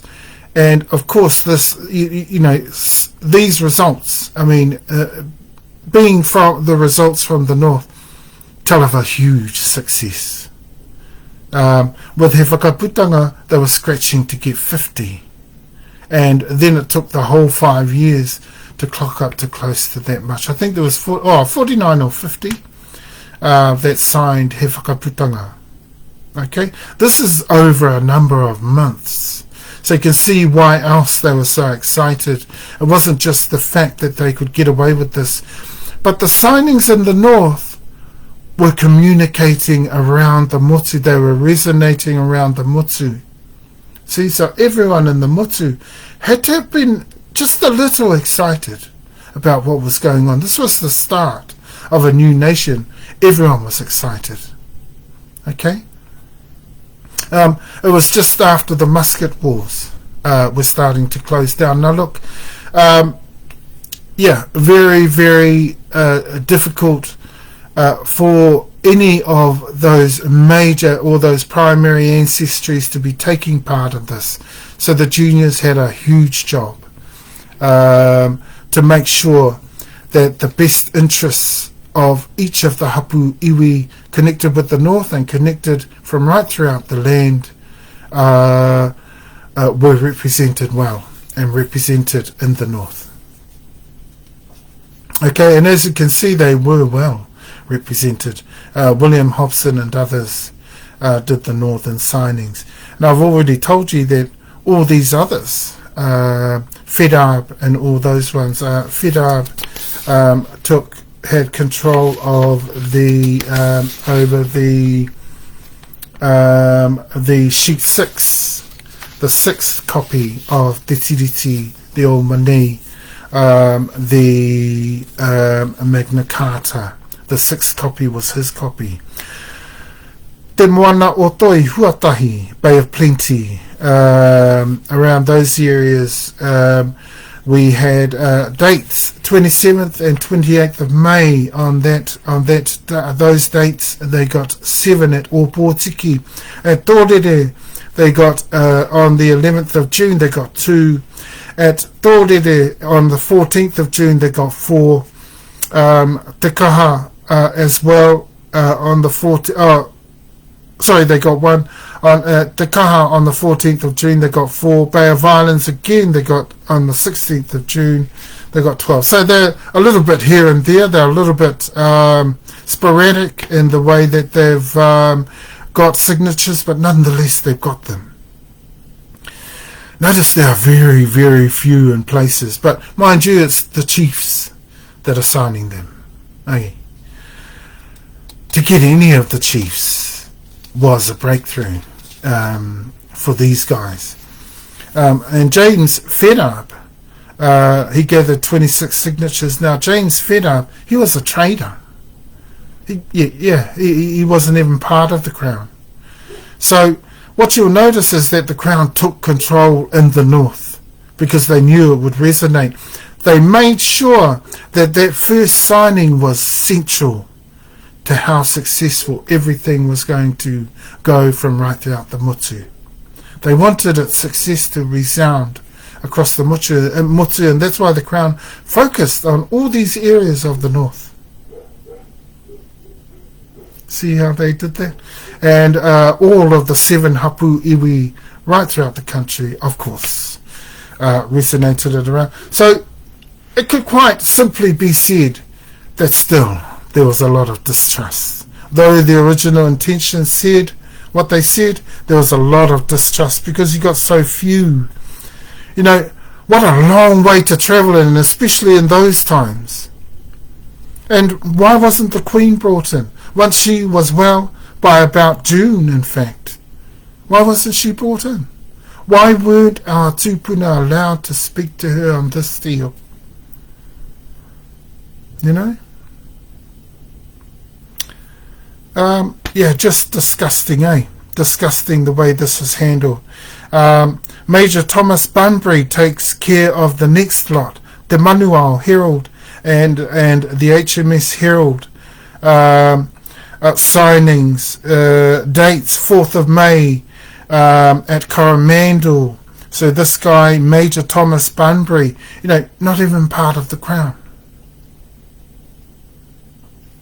Oh, he could have been, but if so, he would have been the only one. But as far as we know, the crown did not move outside of the north. Some of the missionaries did, though, as we will see. So on the 4th of May at Coromandel, there was four signatures taken by Bunbury. Mercury Island, there was on the 7th of May, there was 2. This is all in 1840, by the way, at Tatauma. Akaroa, near Akaroa, 30th of May, 2 signatures were taken. See the very few. And Ruapuke, 3, 10th of June. Otago, 2, 13th of June. Look at the sporadic nature of the signings. Now, they're all over the place. They're travelling all these distances for 2 signatures. You know, if I was those chiefs signing that, I would have been a little bit amused by the excitement of the crown. Okay? Amused in the least. You know? Because here they were excited as, you know, travelling miles and miles and miles just to get 2 signatures. 1 signature on the 14th of June at Tōrere. 3 on the 10th of June at Ruapuke. Otago on the 13th of June. 2 were taken on the first lot of signings there, and 2 taken again at the second lot of signings there on the same day, 13th of June. Cloudy Bay, 17th of June, 9. Ooh, now that's a bigger number there. Cloudy Bay, that's around by Tamatau and those areas, Dusky Sound. Waitemata, back up in the north again, and then we're out into Hawke's Bay, out the TeTaiTokerauAukatiTai. So it's pretty sporadic, eh? Bunbury's having to travel around the place. 17th of June, 9. 19th of June at Waitemata, just 2. And 24th of June at Hawke's Bay, just 3. Okay, 27 signatures. Raukawa Moana / Cook Strait. Signings, date 29 April 34 were taken at Port Nicholson. Oh, no wonder. Oh. Look who's taking care of Raukawa Moana. Oh, everything happening around the major port of the country. Everything happening around there. Port Nicholson, 29th April 34. Henry Williams, the missionary, took care of these ones. It shows you how confident the Crown was. They stayed up in Auckland. They drank their, glasses of wine. They basked in the pristine sunlight. Ate, from their bunches of grapes and cheese and cheese and crackers, and they enjoyed themselves very, very much over this time. Whilst everybody else travelled sporadically around the Motu to take the different copies, the 9 copies around the Motu, to gather more signatures unto the TeTiriti OuMaanei MagnaCarta. So 29th of April 34 were taken at Port Nicholson, which is Wellington Harbour. E Tatama. Wellington Harbour, Queen Charlotte Sound, 4th of May 27 were taken there. At Rangitoto Island. And again, Henry Williams, the missionary, had to travel around. There was some sporadic travel happening between dates and times. 11th of May 13 were taken at Rangitoto Island. At Kapiti, 14th of May 4 were taken at Kapiti. There was amongst the Tahumaakaakanuimatua and the Toa Rangatira that were there. Waikanai, 16th of May 20 were taken at Waikanai. Otaki, 19th of May 8 were taken there. Tāwhirihoe, 21 May 21st 3 were taken there. Manawatu, 26th of May 7 were taken there. Wanganui, 23rd of May 10 were taken there. Wanganui, 31st of May 4 were taken there. And at Mutungarara, 4th of June 2 were taken there. So 132 signatures were gathered by Henry Williams. He's a pretty formidable figure in the Motu, this Henry Williams. You can see why he's done so much work in the area. But I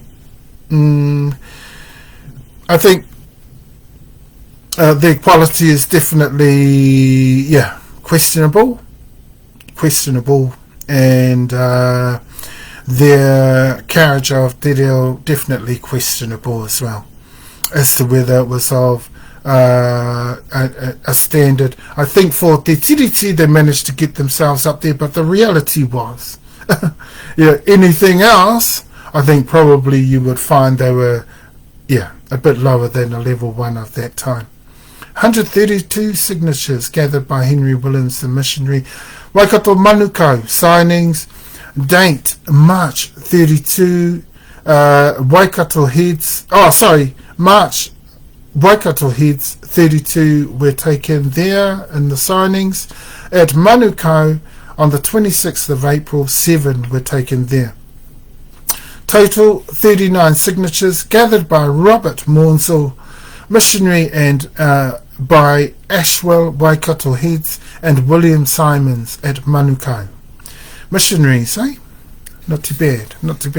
Tauranga, signings dates 10th of April 23 were taken there, Tauranga, and 10th of April, and up to the 23rd of May, 21 were taken all together there. Gathered by Alfred Brown, James Stack and Henry Taylor. They're all missionaries. E tatama. He rau kua tā tuhia, the printed sheet, so they had printed one. At Waikato Heads, this was taken to, given no date, so we know it was, Waikato Heads, it could have been around about or near to somewhere in March, between March and 26th of April, somewhere around there. Okay, and 5 signatures were gathered from there, and they were in with the signings above, and so they were revolved around Alfred Brown, James Stack and Henry Taylor. Te Tai Rāwhiti, AukatiTai, the East, and the coastal areas on the from Turanganui, from Turanga. 5th of May and later, 25 signatures were taken by William Williams, the missionary.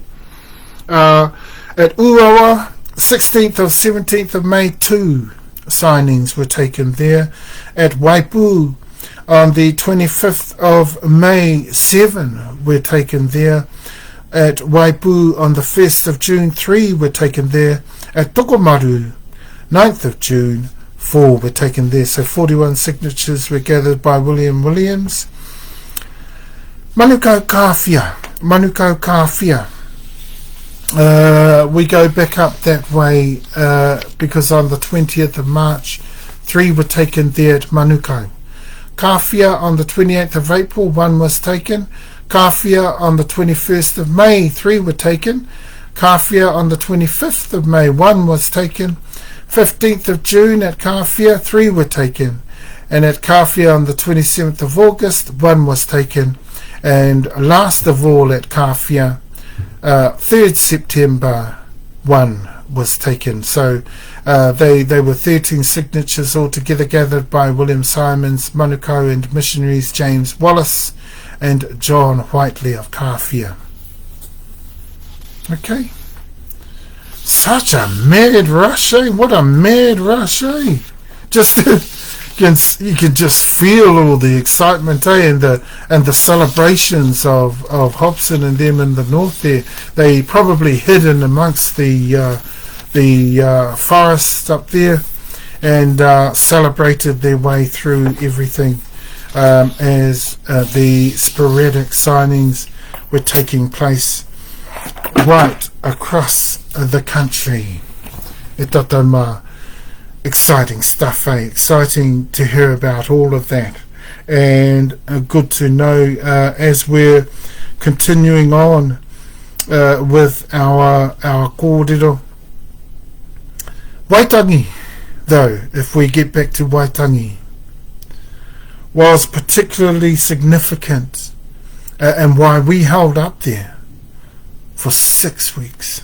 We've held up at Waitangi. Why? Because success was detrimental there. Okay? Success was detrimental there to the whole of this heist. Okay? If things didn't work there, it was goners everywhere else. And that's why I went, they had to have been going after the meeting and they got dumbed down. Everyone was dumbed down right across the mutu after that. And they knew the best thing to do, just dumb them down at Tauranga. Yeah, just dumb them down there at Arai Te Uru down there at Otago. Just dumb them down, mate. We got this. Okay? Because of the success at Waitangi, they knew everything was going to go down really well. And that's got nothing to do with the Labour Party either. Well, we got this meaning that they, in their criminal minds, I do believe, that they had in their mindset at that time, said that they had things covered. Okay, that's what that said to them. Yeah.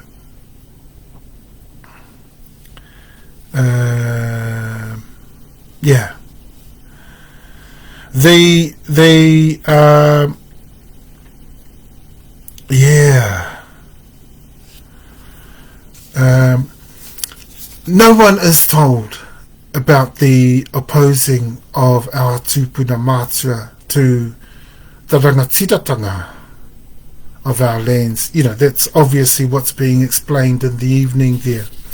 I've got some notes on the evening there, and that's what's being explained there on the evening, and that is the high the highly understood notion that te kāwanatanga meant the same as rangatiratanga, or or sovereignty in the culture of the incoming. Which, even though it did, our tupuna went, no. We do not cede rangatiratanga. Okay? We do not cede sovereignty. See, but no records are written with that, but that's exactly what they said.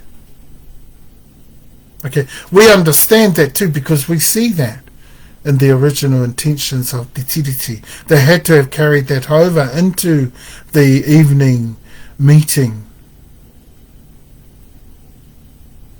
They were dumbed down because the Crown wanted as little as possible fuss made, or fighting, or protesting made out of the conundrum.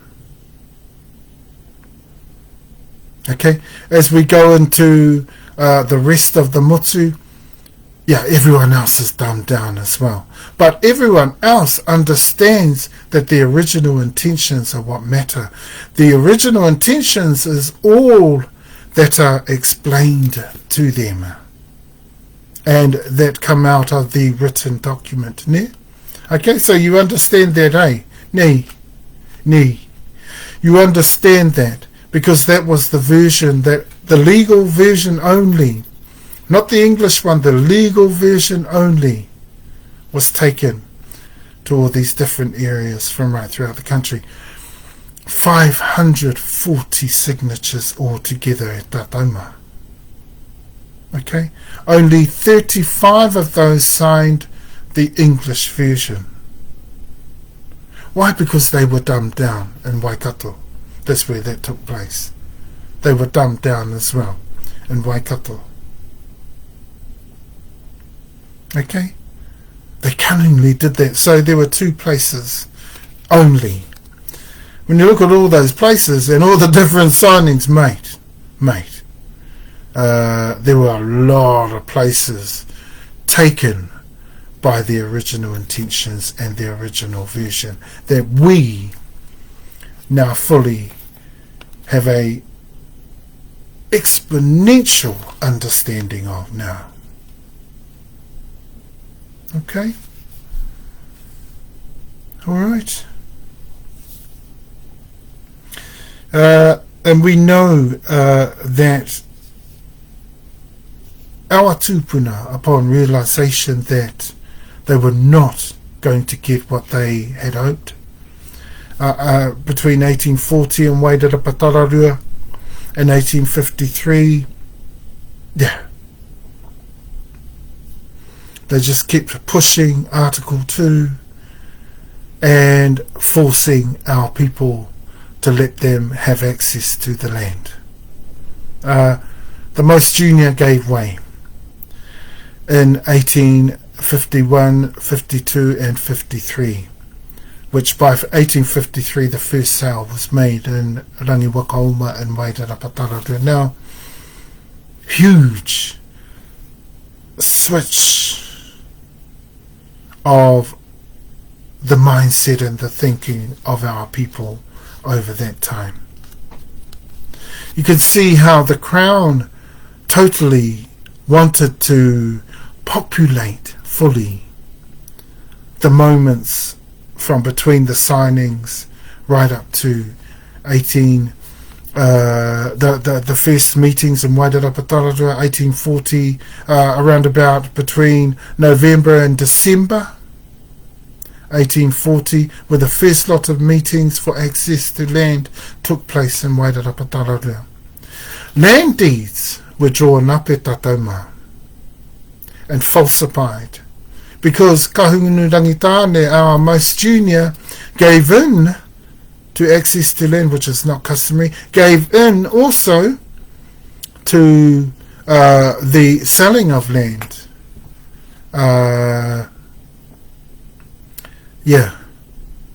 What did the Crown do? The Crown representatives that went into Wairara Patararua actually hid the fact that they had written Kahungunu-Rangitane on the land deeds prior to everybody signing. So everyone did not know what they were signing, but they were signing kahunu rangitane land deeds. Why are they key to the argument here? They are key because after all that standoff and all those arguments and all that tension in Wairarapa, what they did with land deeds and right throughout the country, they did the same thing as they took it into the land court. All the deeds were taken into the land court and they became law in the land court. See? See how they manipulated everything? They manipulated the law, and what the law said basically, it basically agreed with what was going down there. I'm going to have to take this one. Kia ora, Kaya speaking. Hi Kaya, Margaret from Hospital Radiology. Oh, hi there. Hi, so we're targeting you in on the 1st of August for Polly Fox, but what about Friday the 2nd? Oh, yeah, that'll be cool. Friday the 2nd's cool. Yeah. Yeah, oh, sorry, I'm busy here. Sorry. Yeah. But that'll do me very well. So that'll be the Friday instead. All good. Same time?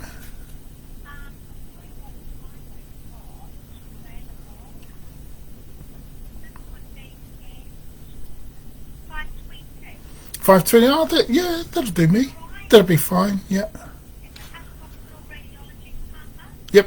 Yep. Can I just need to ask you if you really think time will actually take to go on the dinner? Okay. Have you asked the surgery or take place on safety wise? No. Have you ever had any brain surgery? No. Any surgery in your life? Actually, no. Do you have any implants? No. Have you been any pregnant or going to die? No. Do No. you wear any medication for a Wi-Fi service or Nope. okay, lovely. Friday, 2nd of August, and do you know where the hospital radiology department is? Yes, I do. Lovely, we will see you then. All good. See you then. Thank you. Okay, thanks. Bye-bye. All right. Sorry about that. I just knew that was an important appointment for Friday. Yeah, and so they took those land deeds. They became the blueprint for the native land court where, that was the machine that swallowed up all our land. See why we're always moaning about kahunu rangitane having the run of the mill here? Illegal run of the mill. Let's add to that. Illegal run of the mill. See, they're trying to say that this is how flawed the process is. They're trying to say, this is the way the process runs, so it's legal. No. It's not legal. See, and we can argue that. And we can argue that with custom law. And in fact, all these issues will probably come up once we take on the courts. Once we take on the Crown in the courts. Once we take on the kahunu rangitane in the courts. Because something tells me if they do not go under in the settlements in Wairarapa, they're goners. The kahunu rangitane, they are goners. Yeah. In every sense of the word, they will be goners. I can assure you. Okay. Tahumaakaakanuimatua o Tutura, Hapu iwi has promised that, and that is exactly what's going to happen. We're not backing anything up. This is why we put the whakatapu over our regions here, and this is why we're going to fight the kahunu rangitane to make sure that they understand the law in these lands is not the Crown's crooked law. Okay? The Crown's crooked law. It is our just and rightful law that rules in these lands. These lands are Tahumaakaakanuimatua, and there's no way in the world that kahunu rangitane getting any control over any part, blade of grass, piece of dirt, inch even of these lands. Do you understand me? Do you understand me? Yeah, we promised that right through, and we're about to carry it on through and carry it out. Okay? 1854, of course you know of the other machines they had going, the racial parliament. 1858, you had the wars between the crown and Hapu MaakeiiKouMei. Okay, you had also from 1868 the Paipera Tapu, the beginning of the end for te reo in the country. Te reo matua, te reo a me tōna Māori o te kupu. Even though it had already started to be changed and taken down in the north, it was about to be destroyed from there, from not just in the north, but from right throughout the Moteo. Okay, 1862 was when the first sittings of the Native Land Court began. Okay, Sorensen covers everything. I love Sorensen's writings. I forget the guy, I think it's a guy, David, who wrote Te Kōtitamu Whenua. Very, very aptly called Te Kōtitamu Whenua. His source, his book on the Native Land Court, very, very adept name that is. The land taking, court. That's really all it was. Land gobbling.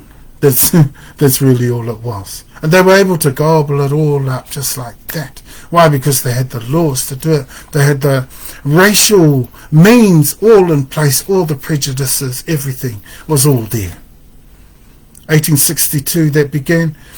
1865, everything started to get swallowed up. 1870s, between there and the 1970s, we're pretty well all cleaned up.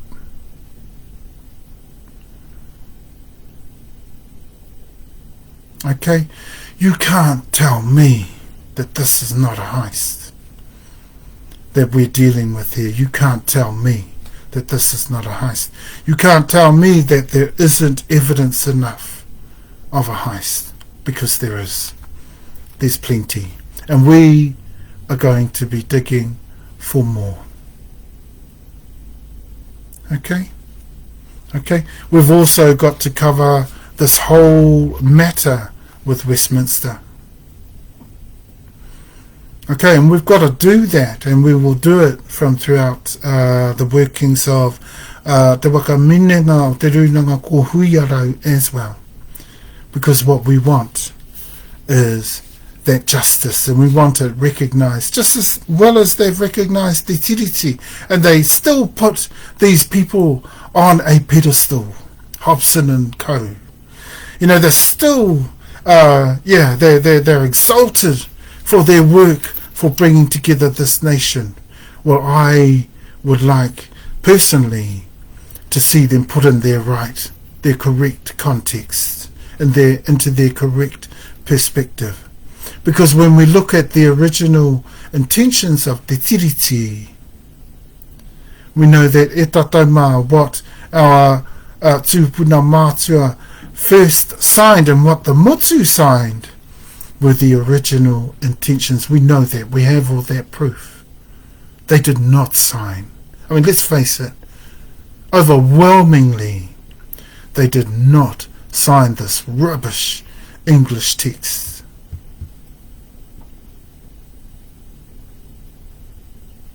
Okay, and so, it happened so fast, It happened so fast. All of that 7 months, and it feels like yeah, all our kōrero has gone so fast too. But I think we're an hour or so over, eh? We're an hour or so over. But just to, because I think I started around about, was it 11:40? 11:40, 12:40, 12:40, 1:40. Yeah, I'll sign off about 2:40, about 2:40, because yeah, we need to get the entire of the realities of what's happened here. I mean, our if we have signed over the mana rangatira of our ancestors in 1840, surely we would never have been at loggerheads and Wairarapa between 1840 and 1853. Surely we'd have concurred, as they say in TeTiriti, the English version. Surely we ceded everything, as they say in the English version. Okay? There's you get the sense that things are not quite right here. You get the understanding, though, that once you see the original intentions and their actual translation into the Te Reo text by an actual native speaker of that reo, that is myself and others, you cannot argue with us. You cannot argue with us. Those of us that know our reo well enough know of the nuance utilised with the dash, the kāwanatanga in the first article. Of course they would put the kāwanatanga, they wouldn't put the rangatiratanga, because no one would sign. Of course they would guarantee in the second article that the tino rangatiratanga was guaranteed. Why? Because they wanted them kept at ease at Tatauma. The more at ease they were, the more dumbed down they were. The greater the confidence of Hobson, the greater the confidence of Busby especially. I mean, he was an ardent follower of Captain Cook. He followed his example. He also agreed fully, wholeheartedly, that this land should be signed over to the British and held under British rule. Now you already know that Ko Huiarau and all of our tūpuna mātua disagreed to anything like that. 100% sovereignty, 100% power and authority in the country did not resonate well with our tūpuna. You know that from the first time we talked about TeTiriti, the OuMaanei, the MagnaCarta. You know that. And even the second time, and even the third time, we've hammered this, and we know this to be true. Why? Because it's just not customary. And in 1840, it would have not changed at all. Okay, we quite simply have a high stair tatauma. We quite simply have a high stair. We have a fraud of massive proportions. A heist that if our politicians and the Crown have no guts to deal with, we believe this country is in big trouble. Okay? Race relations in this country will go down the tubes. I don't think our Pākehā people will allow that to happen. I don't think our Hapu me ko te ariki will allow that to happen. And I think we've got big trouble coming if our politicians and the Crown don't have the guts to deal with this.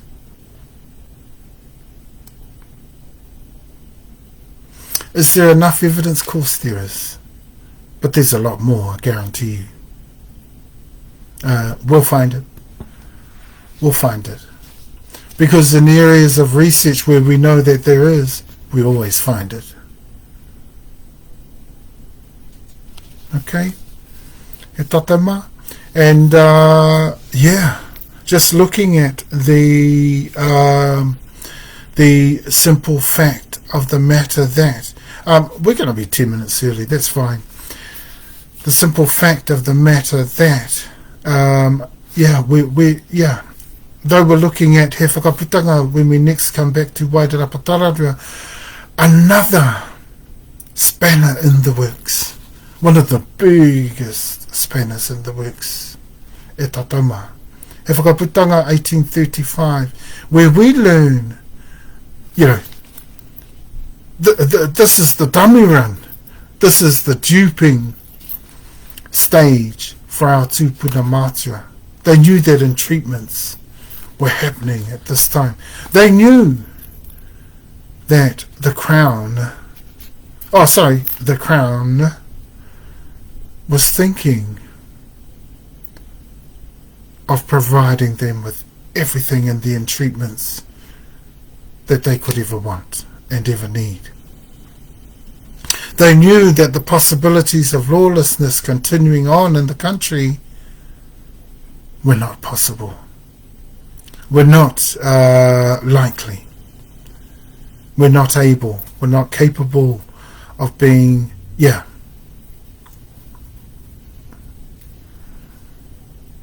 tatama. And so when we look at He Whakaputanga, again, be of open mind, e tatama, because the evidence is excruciatingly painful for those of us who have worked at this for many, many years. I know that. We understand that. But the reality is so very true. The accuracy of our kōrero, the accuracy of our translations is beyond anything you're going to get over the last couple of centuries. Way beyond. Do not question me on that. If I have to sit in a Supreme Court or stand in a Supreme Court and answer questions though on that, I would have to answer those questions, right? But otherwise, and I probably will have to, otherwise, do not my native tongue. I'm not about to lie about that. I'm not about to pull a heist the other way. As if that was something I would be happy to do. No chance of that. No chance of that. Okay. Some people have said, it sounds like you're having us on. This is way at the beginning, and after a while they started to question their mindsets and look at some of the evidence that they saw. And then once they started to look at ours, some big questions were starting to be asked. It's quite an important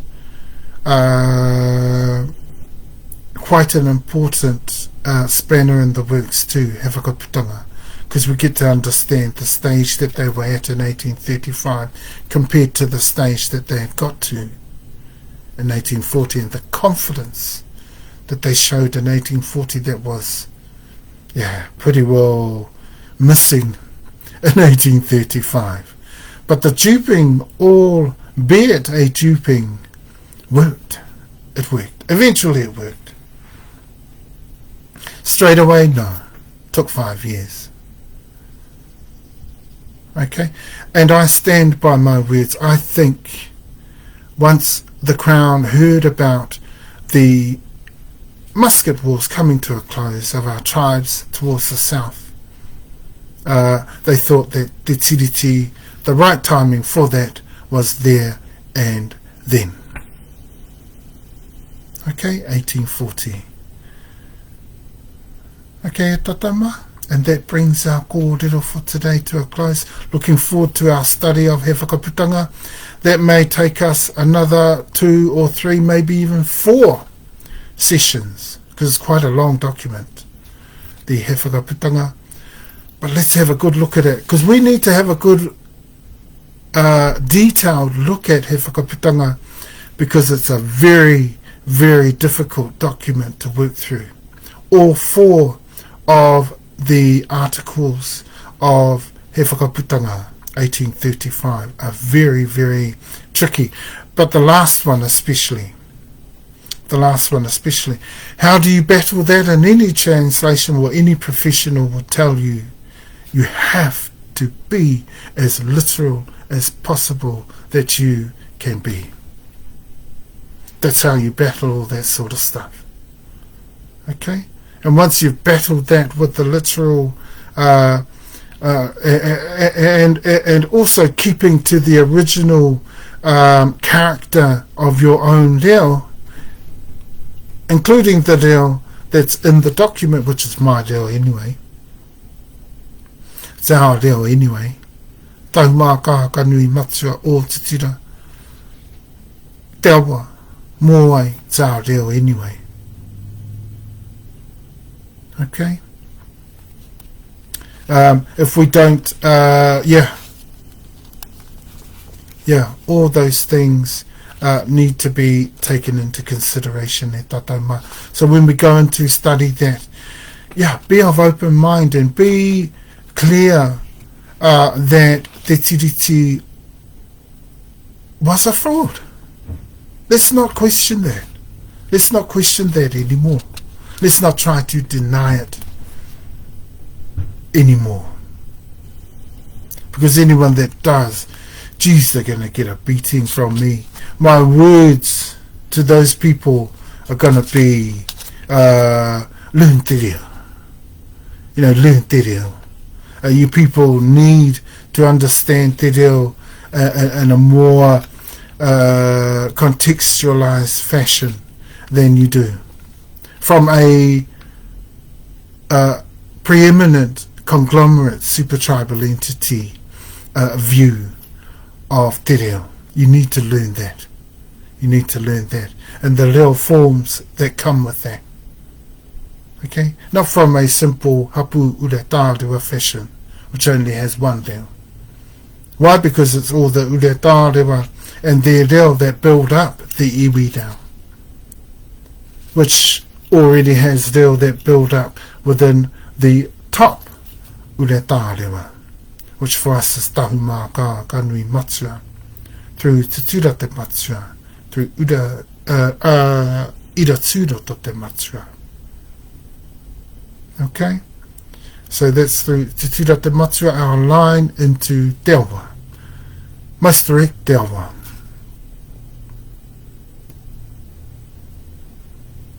Okay, tatama. And see the differences between the documents when we get back to Wairarapatara. But next week it's all about TeTaiTokerauAukatiTai. I'll see you there. Ngā mihi e tatama. Father Lord, Yehovah, we thank you big time for all these new understandings, for your the kōrero that you and the detail that you provide for us. In our research, the kōrero we're able to bring the people is so enlightening. It clarifies so much for them, and it clarifies as to the evidence that there is much of on the subject, and we need this. This is about the founding document. You were there, Lord. You saw all this take place. And you always were going to come to this, to the point where you were going to restore everything back to us. Let it be done, Father Lord, in Jesus' mighty name. Amen. Ka piti hono ka tātai hono, ko rātau rā tērā rātau, te kā nohi mate ki a rātau. Ka piti hono ka tātai hono, ko tātau mātonu anō tēnei tātau, ko au, ko te kā nohi ora ki a tātau mātau, ko au. Kai te mihi atu tātou mā katoanu, ka karahui mai anuai ngā kōrero a Tahumaakaakanuimatua o Tutura Hapu iwi ki tēnei rā tonu nei. Kai te mihi atu tēnā rā tātou. Tēnā rā tātou, mau riora, kahuri,